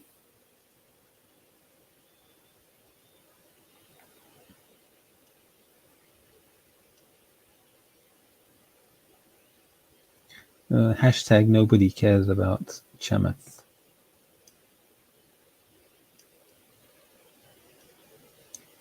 He's given millions of dollars.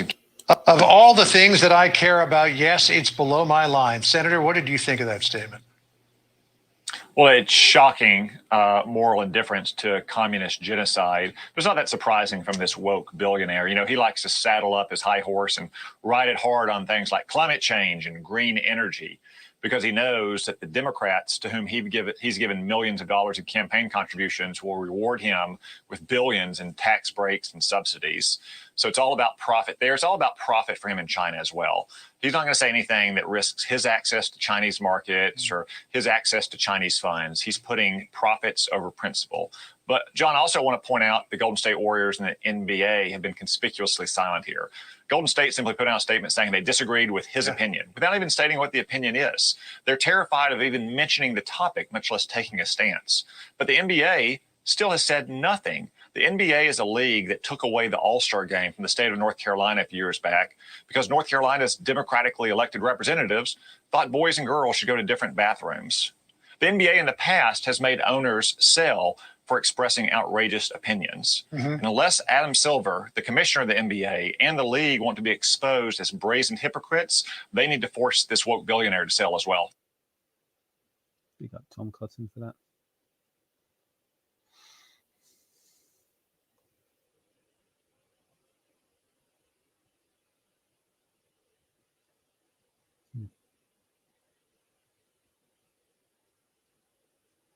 Yeah, and I bet you this guy had loads of Muslims following his podcast, just like with Jordan Peterson.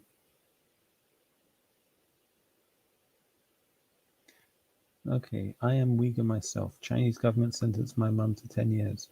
My two brothers, Adil and Tursan, to 10 to 15 years in prison. And they forced my wife to divorce me, and I can't speak to my 10-year-old. What? Because I speak about what happened. We need explanations. SubhanAllah.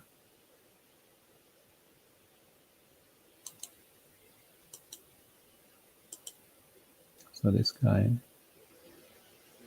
he's a rights advocate, and he's got something called the Uyghur Times.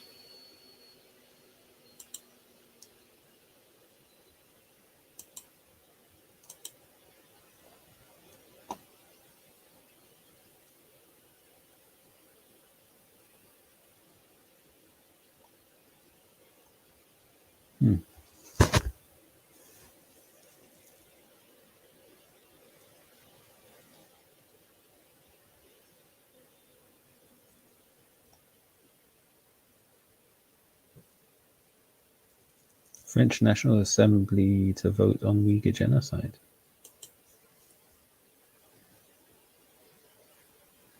The European Uyghur Institute co-hosted and organized a second hearing with the French Socialist Party to determine whether Uyghur genocide is happening.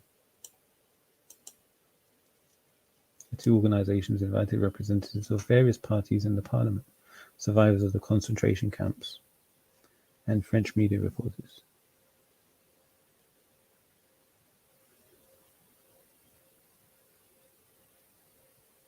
So it's the French Socialist Party who is submitting the bill to the House of Representatives for a vote. Interesting. The French National Assembly is due to vote on Thursday on a draft resolution condemning the crimes against humanity that China has committed against the Uyghurs. So we're running to Islamophobes to condemn other Islamophobes.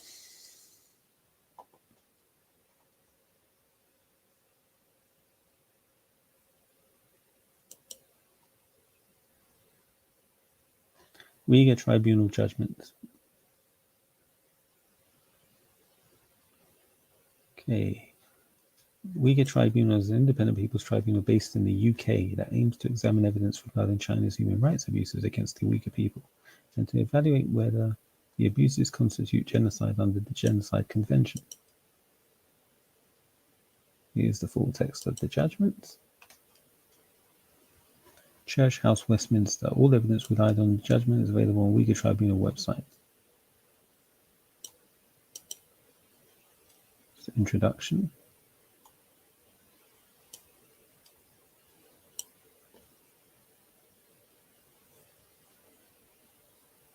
Okay, a bunch of professors and judges.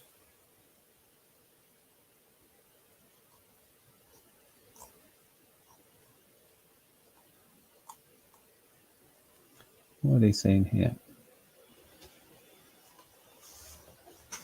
Okay, it's worth recalling that the US government, through Secretary of State Pompeo and his successor, Blinken, have asserted genocide has been occurring, although without revealing evidence or reasoning on which the assertion is based. Some sanctions have been imposed by the USA, the EU, the UK, and other countries in respect of human rights abuses by the PRC, but without a clear link to that clear undertaking in Article 1 of the Convention. Okay.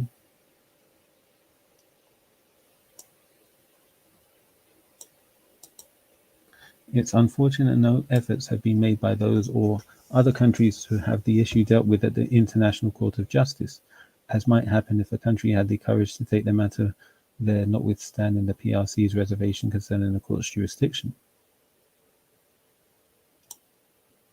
Okay.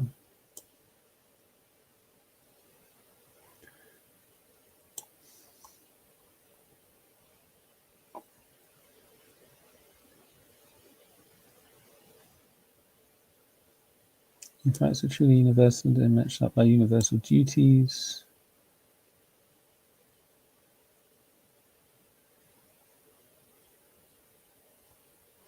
Right, maybe the public whom the tribunal serves better informed of world affairs, if less experienced in the realities of war than the drafters of the 1948 documents, will have more concern. Okay, let's see. What are these points referring to?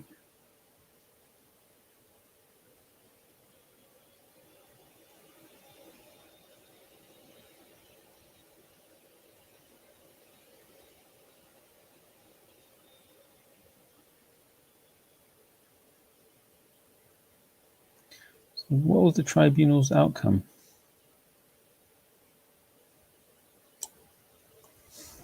This is all an introduction. Okay, the tribunal was tasked with considering whether crimes had been committed.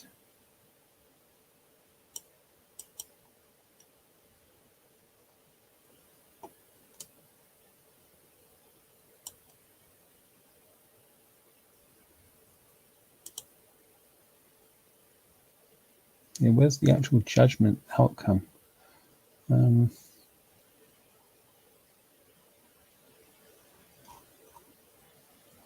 look it up another time. So yeah, check out that link, the UyghurTimes.com.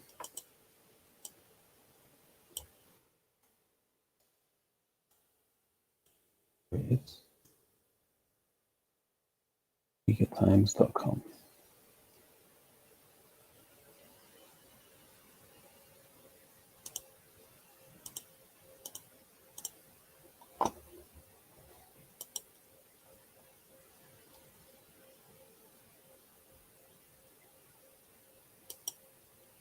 So Denmark and Netherlands join diplomatic boycott of Beijing Winter Olympics due to human rights issues.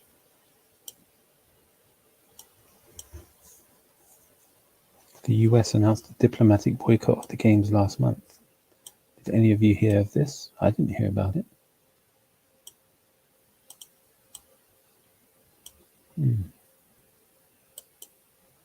Inshallah, tomorrow I might do a show just on the Uyghur situation. I'll go through these documents.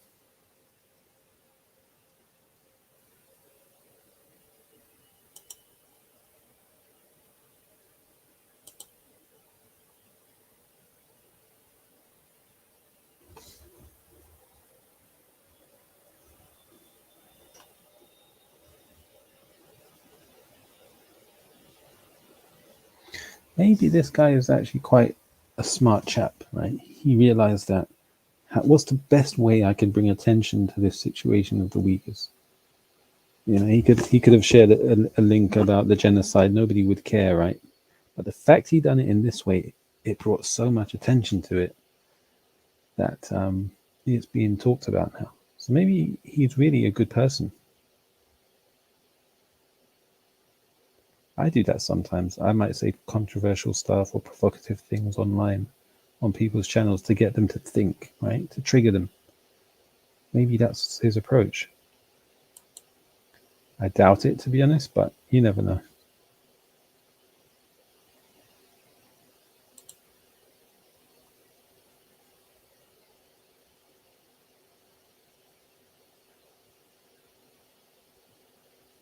SubhanAllah.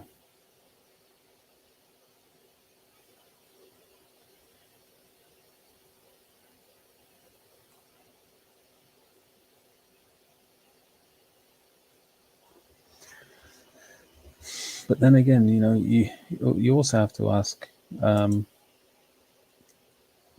what's the CIA's involvement in all this? When the Americans are on sides with a Muslim cause, you know something's up, right? Yeah, I don't know. People are playing us like puppets.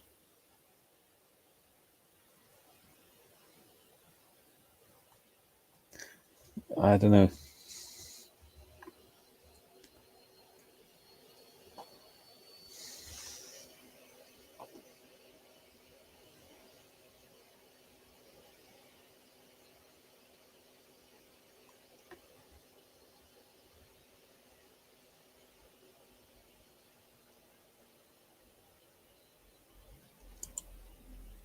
Project for the New American Century, PNAC, etc. Major reliable sources and reports on Uyghur genocide. But what was the outcome of that Uyghur tribunal judgment? Let's just get one more time. I'll put a search on YouTube.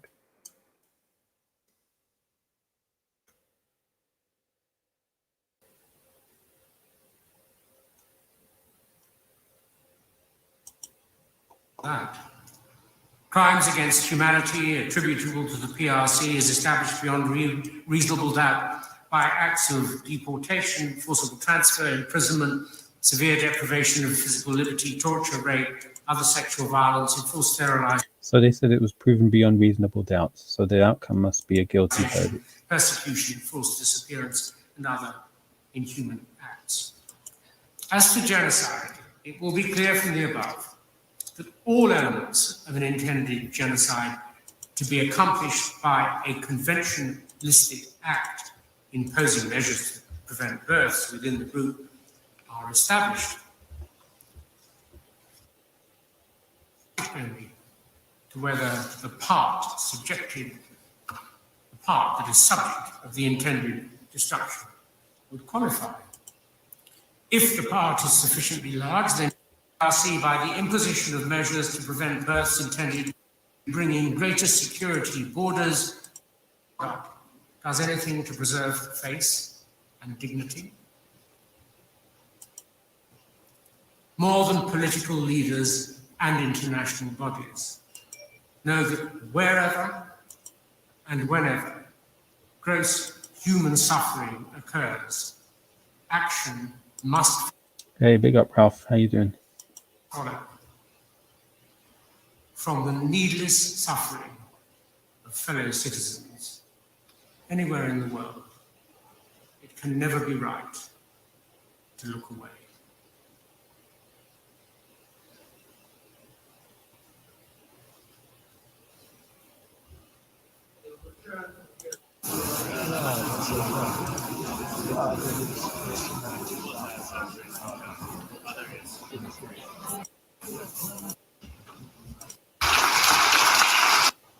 It can never be right. Maybe crimes against humanity to drive their own countries to act without delay. When 1 million and more are interned in order for their minds born.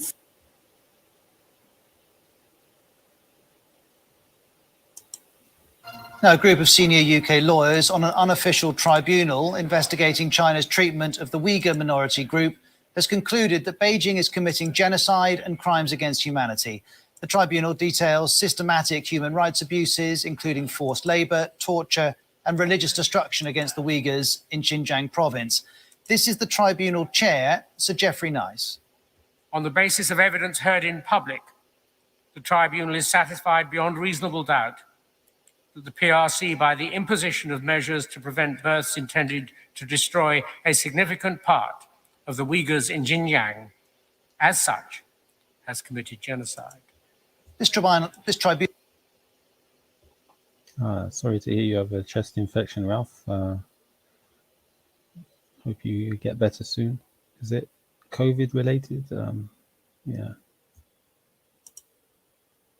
Everybody make dua for Ralph to get better. And may Allah guide him. Okay. China committed genocide against Uyghurs, says independent tribunal. Assalamu alaikum. I want to start off by thanking you so much for clicking on my previous. Oh, alaikum salam, Harun Qureshi. Nice to see you again. We saw you earlier. I'm glad to see you're still there. Sorry, I need to skip the ad. There you go. See you next time. Again, just days after the US announced a diplomatic boycott of the Beijing Games. In this court-like setting in London today, a judgment from an international tribunal. The PRC has committed genocide. Uyghur Muslims, a minority group from Western China, have been speaking out at the tribunal. All right, enough of that for now. Back to Chamath, our lovely, caring investor. So he owns 10% of the Warriors.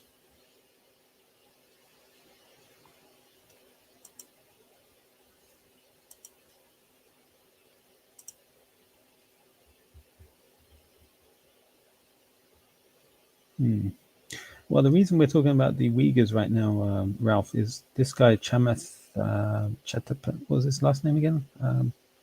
Palitipia, I think. Palihapitia. Chamath Palihapitia. He made this comment on his podcast. Right? Things that nobody cares about. Nobody cares about what's happening to the Uyghurs. Okay, you bring it up because you really care, and I think that's nice that you care. The rest of us don't care. I'm just telling you a very hard. Wait, you're saying you personally don't care? I'm telling you a very hard, ugly truth. Okay, of all the things that I care about, yes, it is below my line. Okay, of all the things that I care about, it is below my line. Disappointing. Nobody cares about. Let's be honest, nobody cares about what's happening to the Uyghurs. So that's what's his name again? Chamath Palihapitiya. Oh, sorry, I've forgotten. Bear with me. Chamath Palihapitiya. He's got a podcast. You know him. He's an investor and he's part owner of the Golden State Warriors, San Francisco. Yeah, he made those comments, and the NBA is under pressure now to address those comments and get rid of him. He's Sri Lankan. I'm not sure what his religion is, but yeah, he's not a Muslim, from what I'm aware.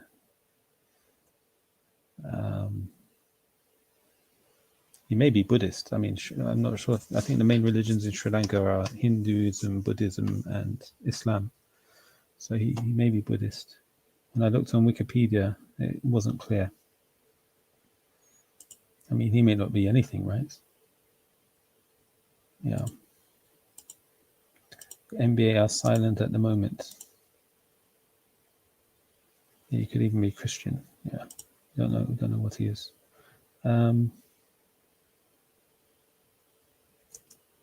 Yeah, you know, they've also got their ethnic cleansing and genocide that they've done, right? A few years ago with that military leader. Well, yeah, the Golden State Warriors already did prepare a very weak statement saying that his views don't represent theirs.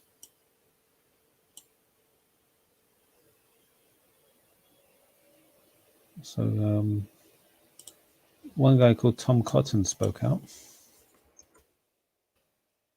And the NBA.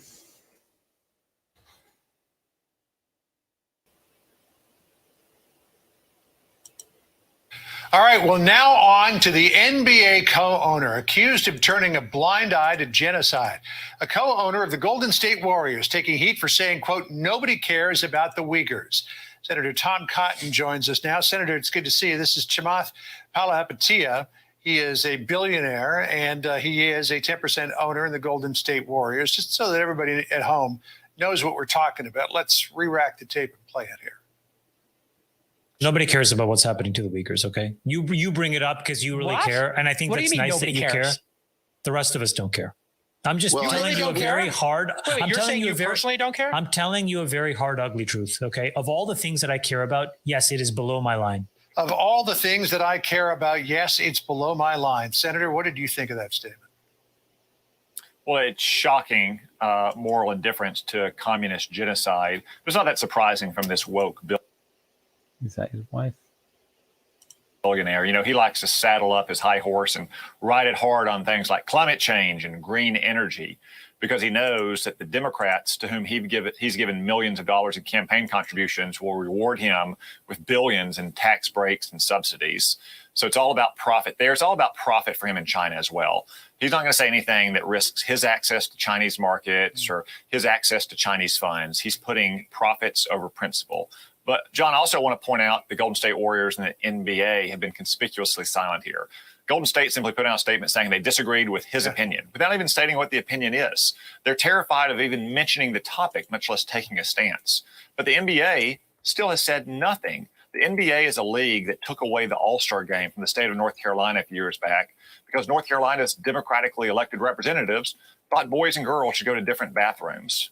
The NBA in the past has made owners sell for expressing outrageous opinions. And unless Adam Silver, the commissioner of the NBA, and the league want to be exposed as brazen hypocrites, they need to force this woke billionaire to sell as well. You mentioned the Golden State Warriors.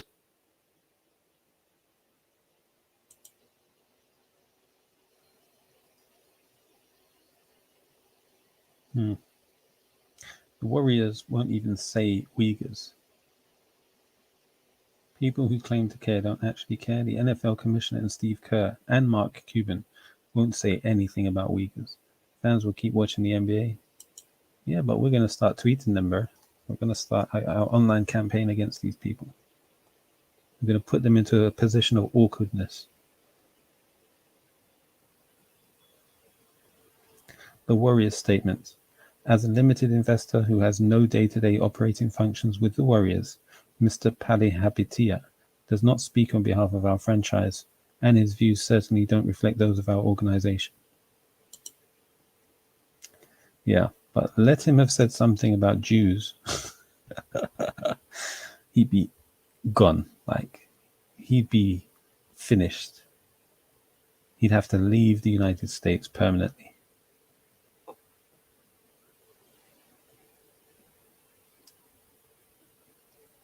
Who's this guy? Minority owner. He's part owner. We're going to get into the details of that. Now, I might butcher his name here. So if I do butcher his name, know that it's not being done on purpose. I can't pronounce this probably if you put a gun to my head. But I think his name is Chamath Palihapitiya.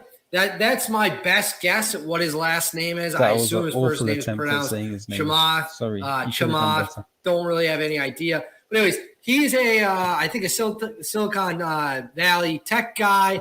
He owns part of the Warriors, a small portion of the Warriors, and he set the internet on fire with some recent comments where he said, nobody cares what's happening to the Uyghurs, okay? You bring it up because you care, and I think it's nice that you care. The rest of us don't care. I'm just telling you a very hard, ugly truth. Of all the things I care about, yes, it is below my line. Now, the reaction to this was quick. It was fierce. It was trending all day on Twitter. People were very upset. They thought that it was an absolutely unhinged, insane statement to make, just embarrassing on so many levels. So then he released a statement and tried to walk back his comments, said, I recognize that I came across as lacking empathy. I acknowledge that entirely.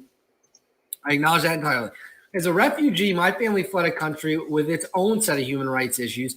So this is something that is very much a part of my lived experience. To be clear, my belief is that human rights matter, whether in China, the United States, or elsewhere, full stop. And then the Warriors released a statement saying that his views certainly don't reflect those of our organization and that he has no involvement on a day-to-day basis of the team. So let's get into this a little bit. Here's an NBA owner, a part owner of an NBA team, just openly stating he doesn't care what happens to the Uyghurs in China. He doesn't care about the Chinese CCP cracking down on human rights, steamrolling freedom, brutalizing its own people. He doesn't care. He doesn't. Now, he tried to sound like all smart and stuff when he was saying, we have all these problems here, yada, yada, yada. Look, America, while not perfect, should never be mentioned in the same sentence as China when talking about human rights violations. That's disgusting. What we have playing out in China is maybe the worst human rights atrocities since World War II. Now, I'm not going to compare it to the Holocaust, which is what a lot of people like to do. I don't.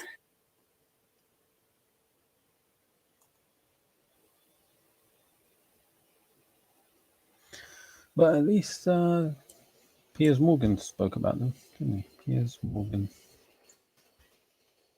And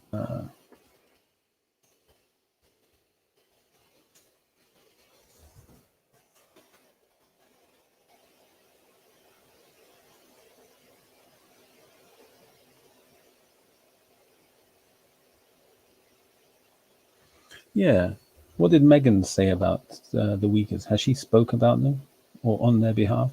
How about Harry? No.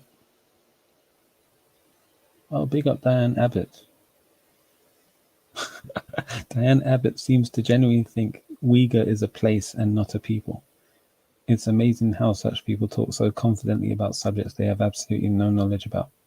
She said, both I and the Labour Party condemn the human rights violations in Uyghur. I apologise if my involvement in Saturday's event sent a different message. I continue to campaign against racism and for human rights internationally.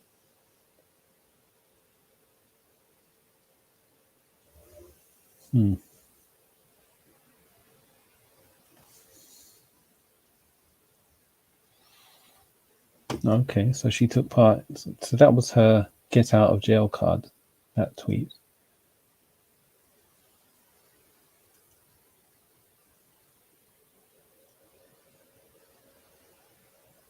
All right, so the Uyghur cause is now officially the tool by which to attack China and apply sanctions.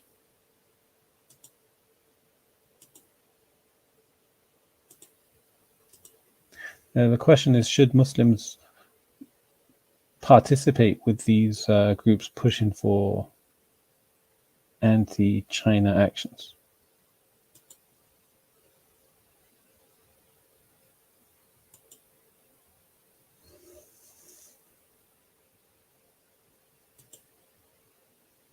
I mean, this isn't new. We saw the same thing when the Soviets were attacked towards the end of the USSR. They used Muslims to do that, right? In Afghanistan, for example. The argument was these are atheists and ungodly people. Let's unite with Christians and whoever else to fight against the communist atheists. There's less than 20 years or so to sort it, though, yeah. Given what China has done by separating the children. True. SubhanAllah.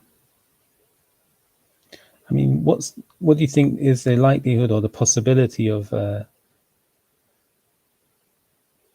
change in the politics or the leadership of China over the next 20 years?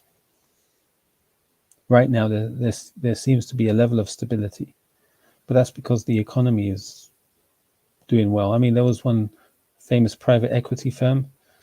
Yeah, I checked this out the other day. There's a company called you go to if you ever buy suits from Gives and Hawk on Savile Row, if you ever go to Savile Row, the most famous building there, number 1 Savile Row, is owned by Gives and Hawks. Let me see if I can show you. There's a Chinese firm that owns them. So now Gives and Hawk, this tailors in Savile Row.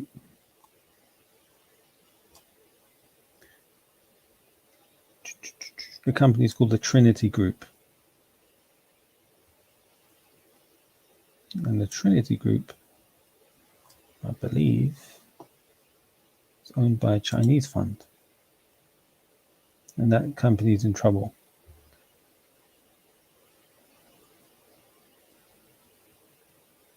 Anyway, we looked at that a few days ago on this channel and we saw that. The Chinese company behind it is in trouble, which is an indicator that dark clouds on the horizon for the economy. This incident will give more awareness to the Uyghur cause. Yeah, that's right, Jordan M. And so my question was, do you think it was an accident? I mean, this guy Chamath is not stupid. Did he say such an outrageous statement like accidentally or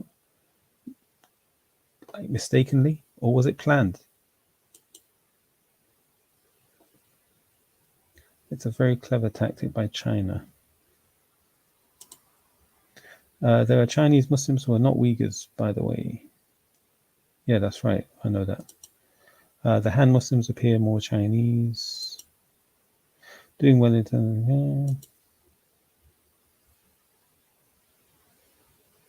Yeah. Sorry, Ralph. Yeah, big up. And the Iranian Revolution, same thing exactly. Yep. Enjoy, Ralph. 1 cup of cha.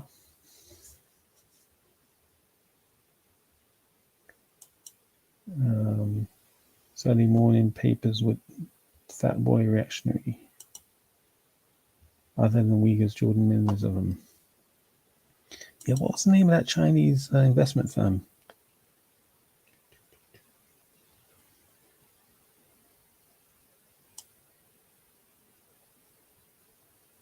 SMCP.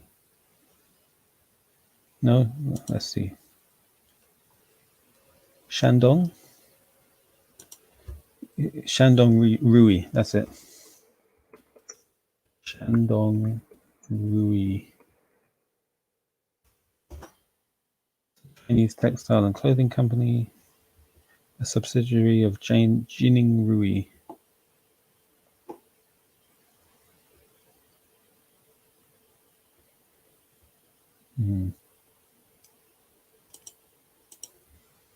CCP with Dem Economic Bio-SARS weapon fab. I hope Ralph doesn't spill the boiling coffee all over himself. Is that how you give dawah, Jordan M? Yeah, is that the EF dawah method of giving dawah?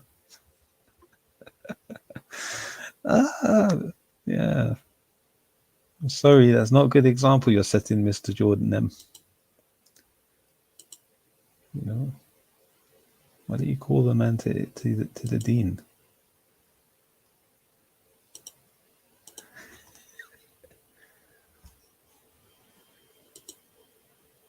Let me see. So we finished this Shamsi talk. That was a complete... Why don't you pray? Why you go nightclub?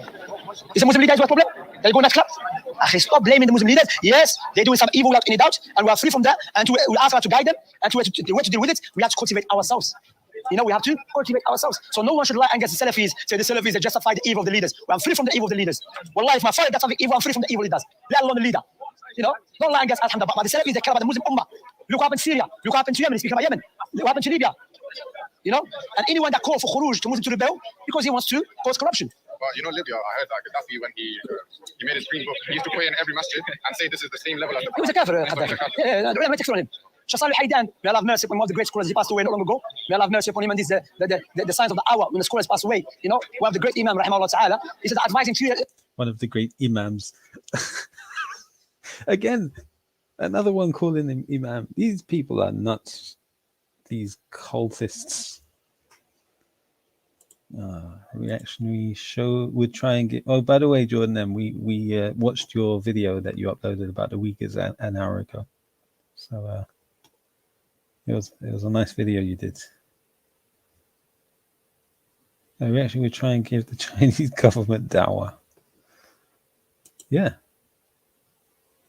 Don't they deserve dawah? Of course, everyone deserves dawah.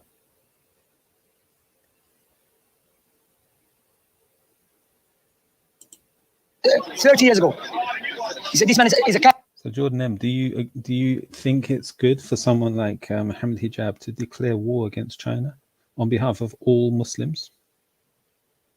Do you agree with that? Obviously you do, because you were there, right, when he did that. You know خدام is crazy والله العظيم كيف قلت هو مجنون اصلا والله اصلا مجنون اخي لا انا يتلعب اخي he acts I don't know, but anyway that's the ruling now how he died, what happened to him at the end of his life, Allah knows best. You understand? Because you know that's what the ulama said, you cannot say so and so. Well, so you're saying you don't agree that it's right to declare war on China?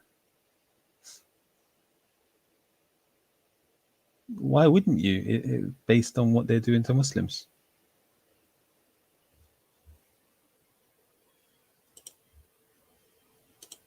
He's in Jahannam, except by text. Yeah. Because we don't know how he died. Except you know he died upon kufr, khalas, is kafir. Because there's a difference between general ruling and specific ruling. I remember I was speaking to one of his Khawarij. He said, yes, King Fahd is in Jahannam, but I don't know which level he's in. A'udhu billah. It's funny, but it's a calamity. Because why? How can you speak on behalf of Allah? Because why? And since it's been affected by the Khawarij mentality, we speak to them nicely, we open our chest for them, advise them, be good to them, But the stubborn, the head ones, the one that insists to send our young girls, 15 or 14, to Syria while they had their children in the schools in Britain, those guys expose them. And openly, if they openly expose them openly. And the Khawarij are cockroaches. They are like cockroaches. If you tell them the lie, they run away. If you tell them off, they come back in. Now they see working. And some Muslim preachers, they have to fear Allah. Don't speak anger. Yeah, the Khawarij are cockroaches, and the Hizbis are also like cockroaches, yeah? Yes, terrorist group because the government speak out against it. They speak out against it because of Allah. Speak out against it. He brought out his book in 1979, and in 1979, it was the view that the Big Bang should be coupled with the singularity theorems proven by Penrose and Hawking. Yeah. And therefore, space-time comes to an end at the singularity, and therefore the universe has a beginning. Yeah, I can't take this dude seriously. After he said that, I've seen no reason, no evidence giving good reason to the idea that the universe has a beginning, in spite of everything around him in existence that has a beginning. Complete ignoramus. How can you talk to somebody like that? Yeah.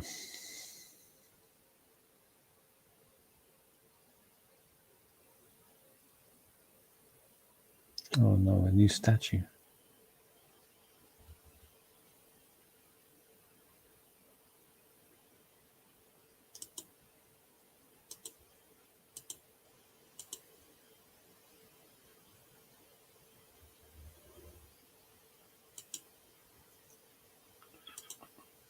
Hijab will turn up with ammo, reaction will turn up with the go-rap method. What's the go-rap method?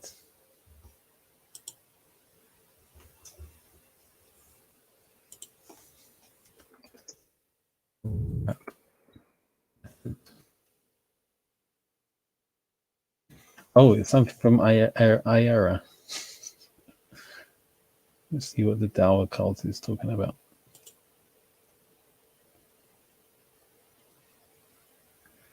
Don't you see, Jordan M, that this is a racist, this is a hidden racist organization?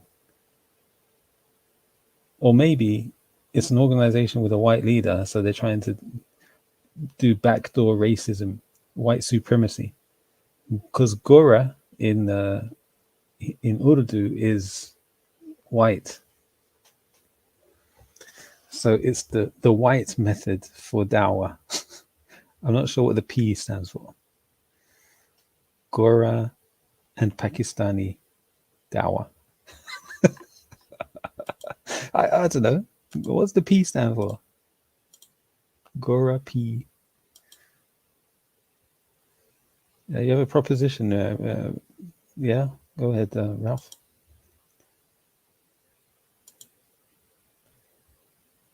What happened with the Sikhi guy who tried something with the Queenie? Oh, yeah. I don't know, mate. It does say Gora, though. It does say Gora. It just has a P at the end. And P is a sort of emoji like code, isn't it? P emoji meaning.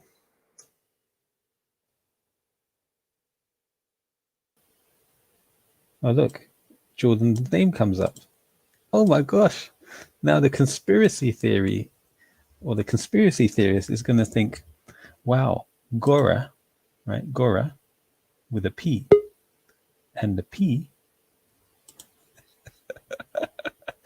and the P stands for Jordan. So Gora Jordan. Oh, sorry. Oh dear, Jordan. What, like you're digging yourself a hole. Who's this? And JM. Hello. Hey, assalamu alaikum. How you doing? I have a solution actually. I wonder what you think. Actually, hope you're well, by the way. Yeah, good. Because if you look back at Tiananmen Square and you look back at the the most iconic symbols of pressure, the Chinese with the little guy with the carrier bag in front of the Chinese tanks, I think we need to send Jordan M as a Shahid to China because he's white, right? So they won't notice him, right? We send him in, we send Jordan in, and instead of shouting shame, shame, shame like Little Britain, you should go in there and you should go somewhere like the heart of the Olympic Park, somewhere. And just like the most glorious sacrifice for Allah, then the world will see, wow, look at this commitment. So I think what we need is immediately set up a GoFundMe. I'm going to help. If you just send me the GoFundMe, I'm going to fund it and just tell me how much you need.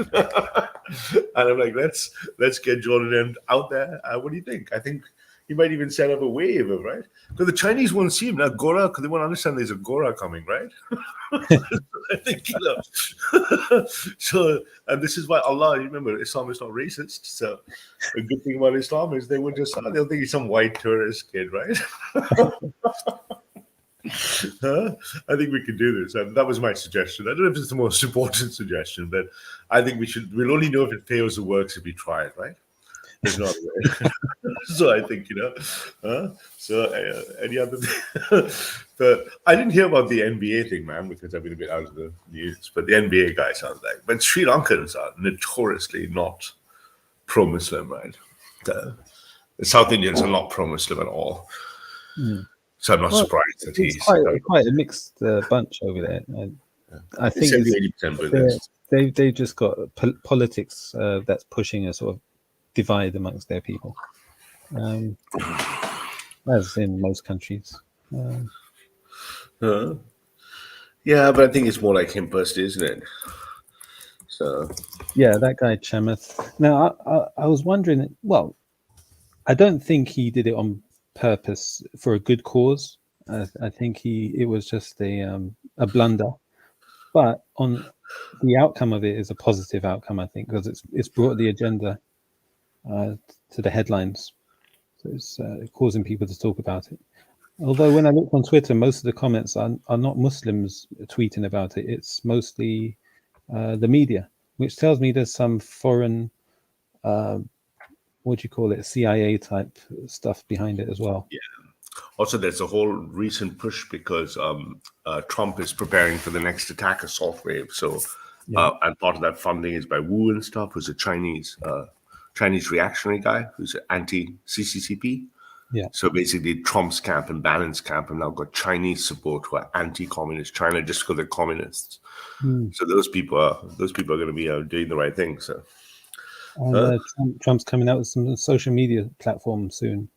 Well, Getter's already out, right? Getter's it's already there. Okay. Yeah, it's called Getter, and Tommy Robinson was immediately welcomed onto it. So Tommy Robinson is promoting it everywhere.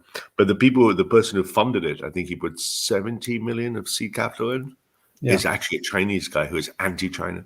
So you're going to see that these Trump people are going to look like they support the Uyghur Muslims, but they don't really. They're just being anti-communist China. So wow, what's it called? Getter. GETTR. GETTR. The other Getter is a German delivery. No, with no E in the second E. Yep. So no. So go Getter without a E, without the second E. Yeah. So Getter, just Getter.com. Yeah, that's it. Joe Rogan slams Getter. Okay, let's see that. So They got a Getter is lot there, of and it's basically a influence. copy of Twitter. Hmm. And so. But yeah, so I mean, I've got stuff to do this morning, actually, I'm afraid. But as soon as you set up the GoFundMe for Jordan China, just let me know how much you need. Put it in. Jordan M, man, do the right thing, yeah? You're going to be the prettiest looking Shahid there ever was, right? Peace out, my friend, reaction. Yeah, big up, Ralph. Bye. Yeah, so Joe Rogan slams social media platform Getter, calling it F something Eri and Fugazi just days after joining. What does that mean? And what happened to that Twitter alternative that was set up a couple of years ago? Do you remember that one? Parler? Is that still around?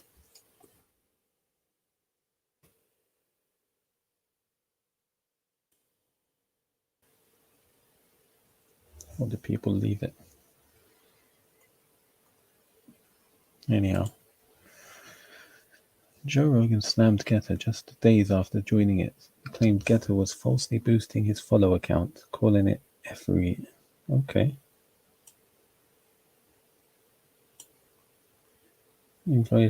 Joe Rogan has hit out at social media platform Getter, calling it. He slammed the platform. But this could just be... Okay. So after he joined it, apparently 700,000 new users joined.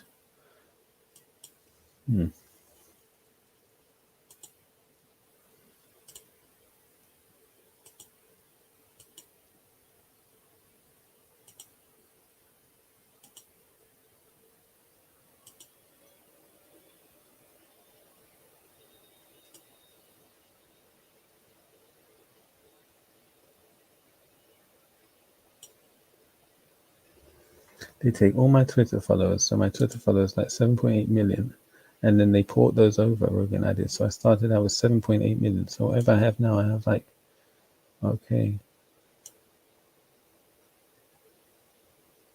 Well, who knows?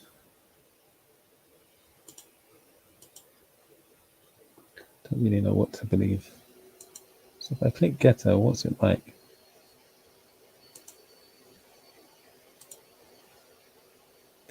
M stands for Mandarin. I got it. Jordan's double agent. Jordan Mandarin. Lols. Ralph Collette. Oops, you were booted. What do you think about the Prime Minister of England inviting 100 people to a party with him in number 10 down the street during the lockdown? Yes, it's hypocrisy, isn't it? Like, what do you want me to say? Just being a politician as usual. Used and abused by the far right. I did warn you. Okay. Yeah, Getter.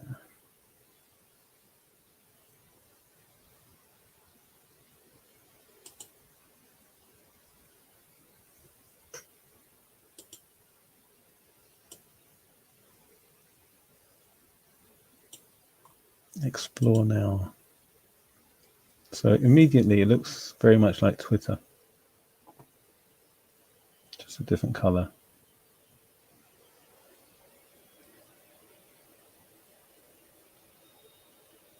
So how is it different to Twitter? Oh yeah, big surprise. Alan Dershowitz supporting Prince Andrew.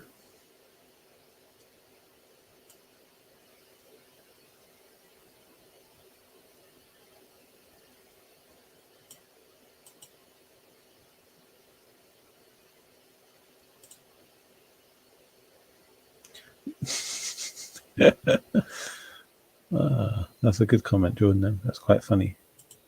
Jordan, jump on the panel for the Fajr. Jordan. Okay.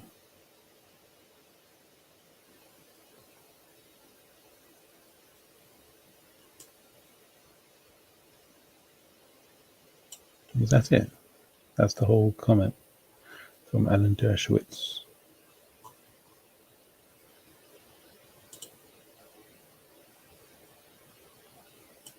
All right, welcome back. Before President Trump's rally in Arizona on Saturday, we had a chance to visit with him backstage. We talked about the future of the GOP, his relationship with the GOP leadership, also the road to 2022, and the rising tensions with Russia. Here you go.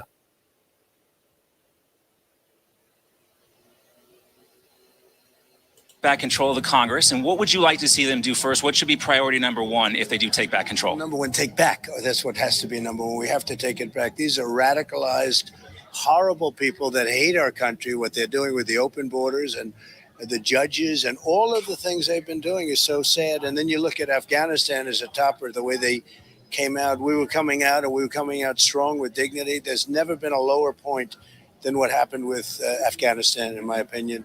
So we've got to, number one, we've got to win the House, and I think we can win the Senate also. We should win the House, maybe handily, and I think we should win the Senate. We heard some lock him up chants for Dr. Fauci out there. What about holding Dr. Fauci accountable? Well, he is accountable. He's somebody that has done some pretty poor work. You know, with me, he wanted to keep it open to China, keep it open to Europe. We would have lost hundreds of thousands more people. But he wasn't a big factor in my administration. But Biden has made him a big factor, and they have done a horrible job on COVID, or the China virus, as I call it. But they've done a horrible job. What would you be doing differently right now when it comes to COVID? Well, one thing, no mandates. The mandates are killing our economy. I'm convinced that when you have supply chain problems, you can't get paper, you can't get lumber, they can't build houses, they have no nails, they have nothing.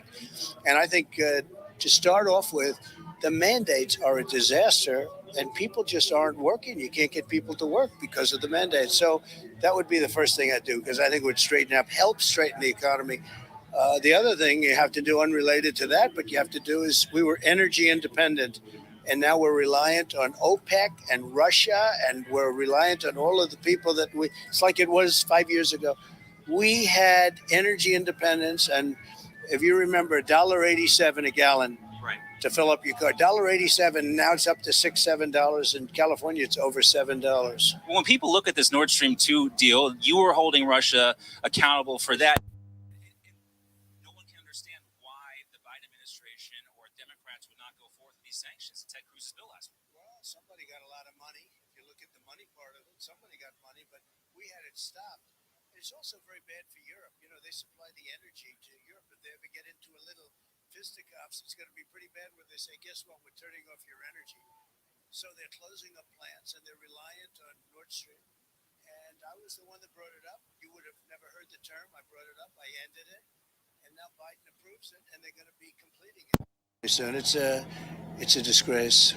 We got a charged up crowd out there, and they're very excited to see you, very excited to see Kari Lake. This is going to be an important state in 2022. What do you think is the most important election issue for the voters of 2022 in Arizona? I think the borders for Arizona certainly are. And that, you know, the whole country is a border if you think about it. You know, they're pouring throughout the country. But for Arizona and Texas in particular, the borders are a terrible, terrible problem. We have millions of people coming into our country, and, you know, many are coming from prisons of other countries. Over 129 countries, they said last week. There are people from 129 countries. It's not just like Mexico and Honduras and, you know, et cetera. They had 129 countries, and they're emptying out their prisons. The United States is a dumping ground for a lot of people that are not the people that we want. And when it comes to the leadership of the GOP right now, what kind of letter grade would you give them? Leader McCarthy and McConnell. Well, I've been working well with Kevin, and we've been doing very well together, and we're working on the election, and I'd give him a very high mark. I'm not a fan of McConnell. I haven't been. I helped him get elected. Without me, he would have lost his race. And then he goes and makes stupid statements after January 6th, which was not my situation. This was just a stupid thing he did. But he's a bad leader. He gave them 2 months. That 2-month stay, that 2 months of adjustment gave them a power that they should have never had. So I'm not a fan of him, and I think he's hurting the party very badly. McConnell. All right, well, I got the wrap up here. What's the main message for this crowd tonight?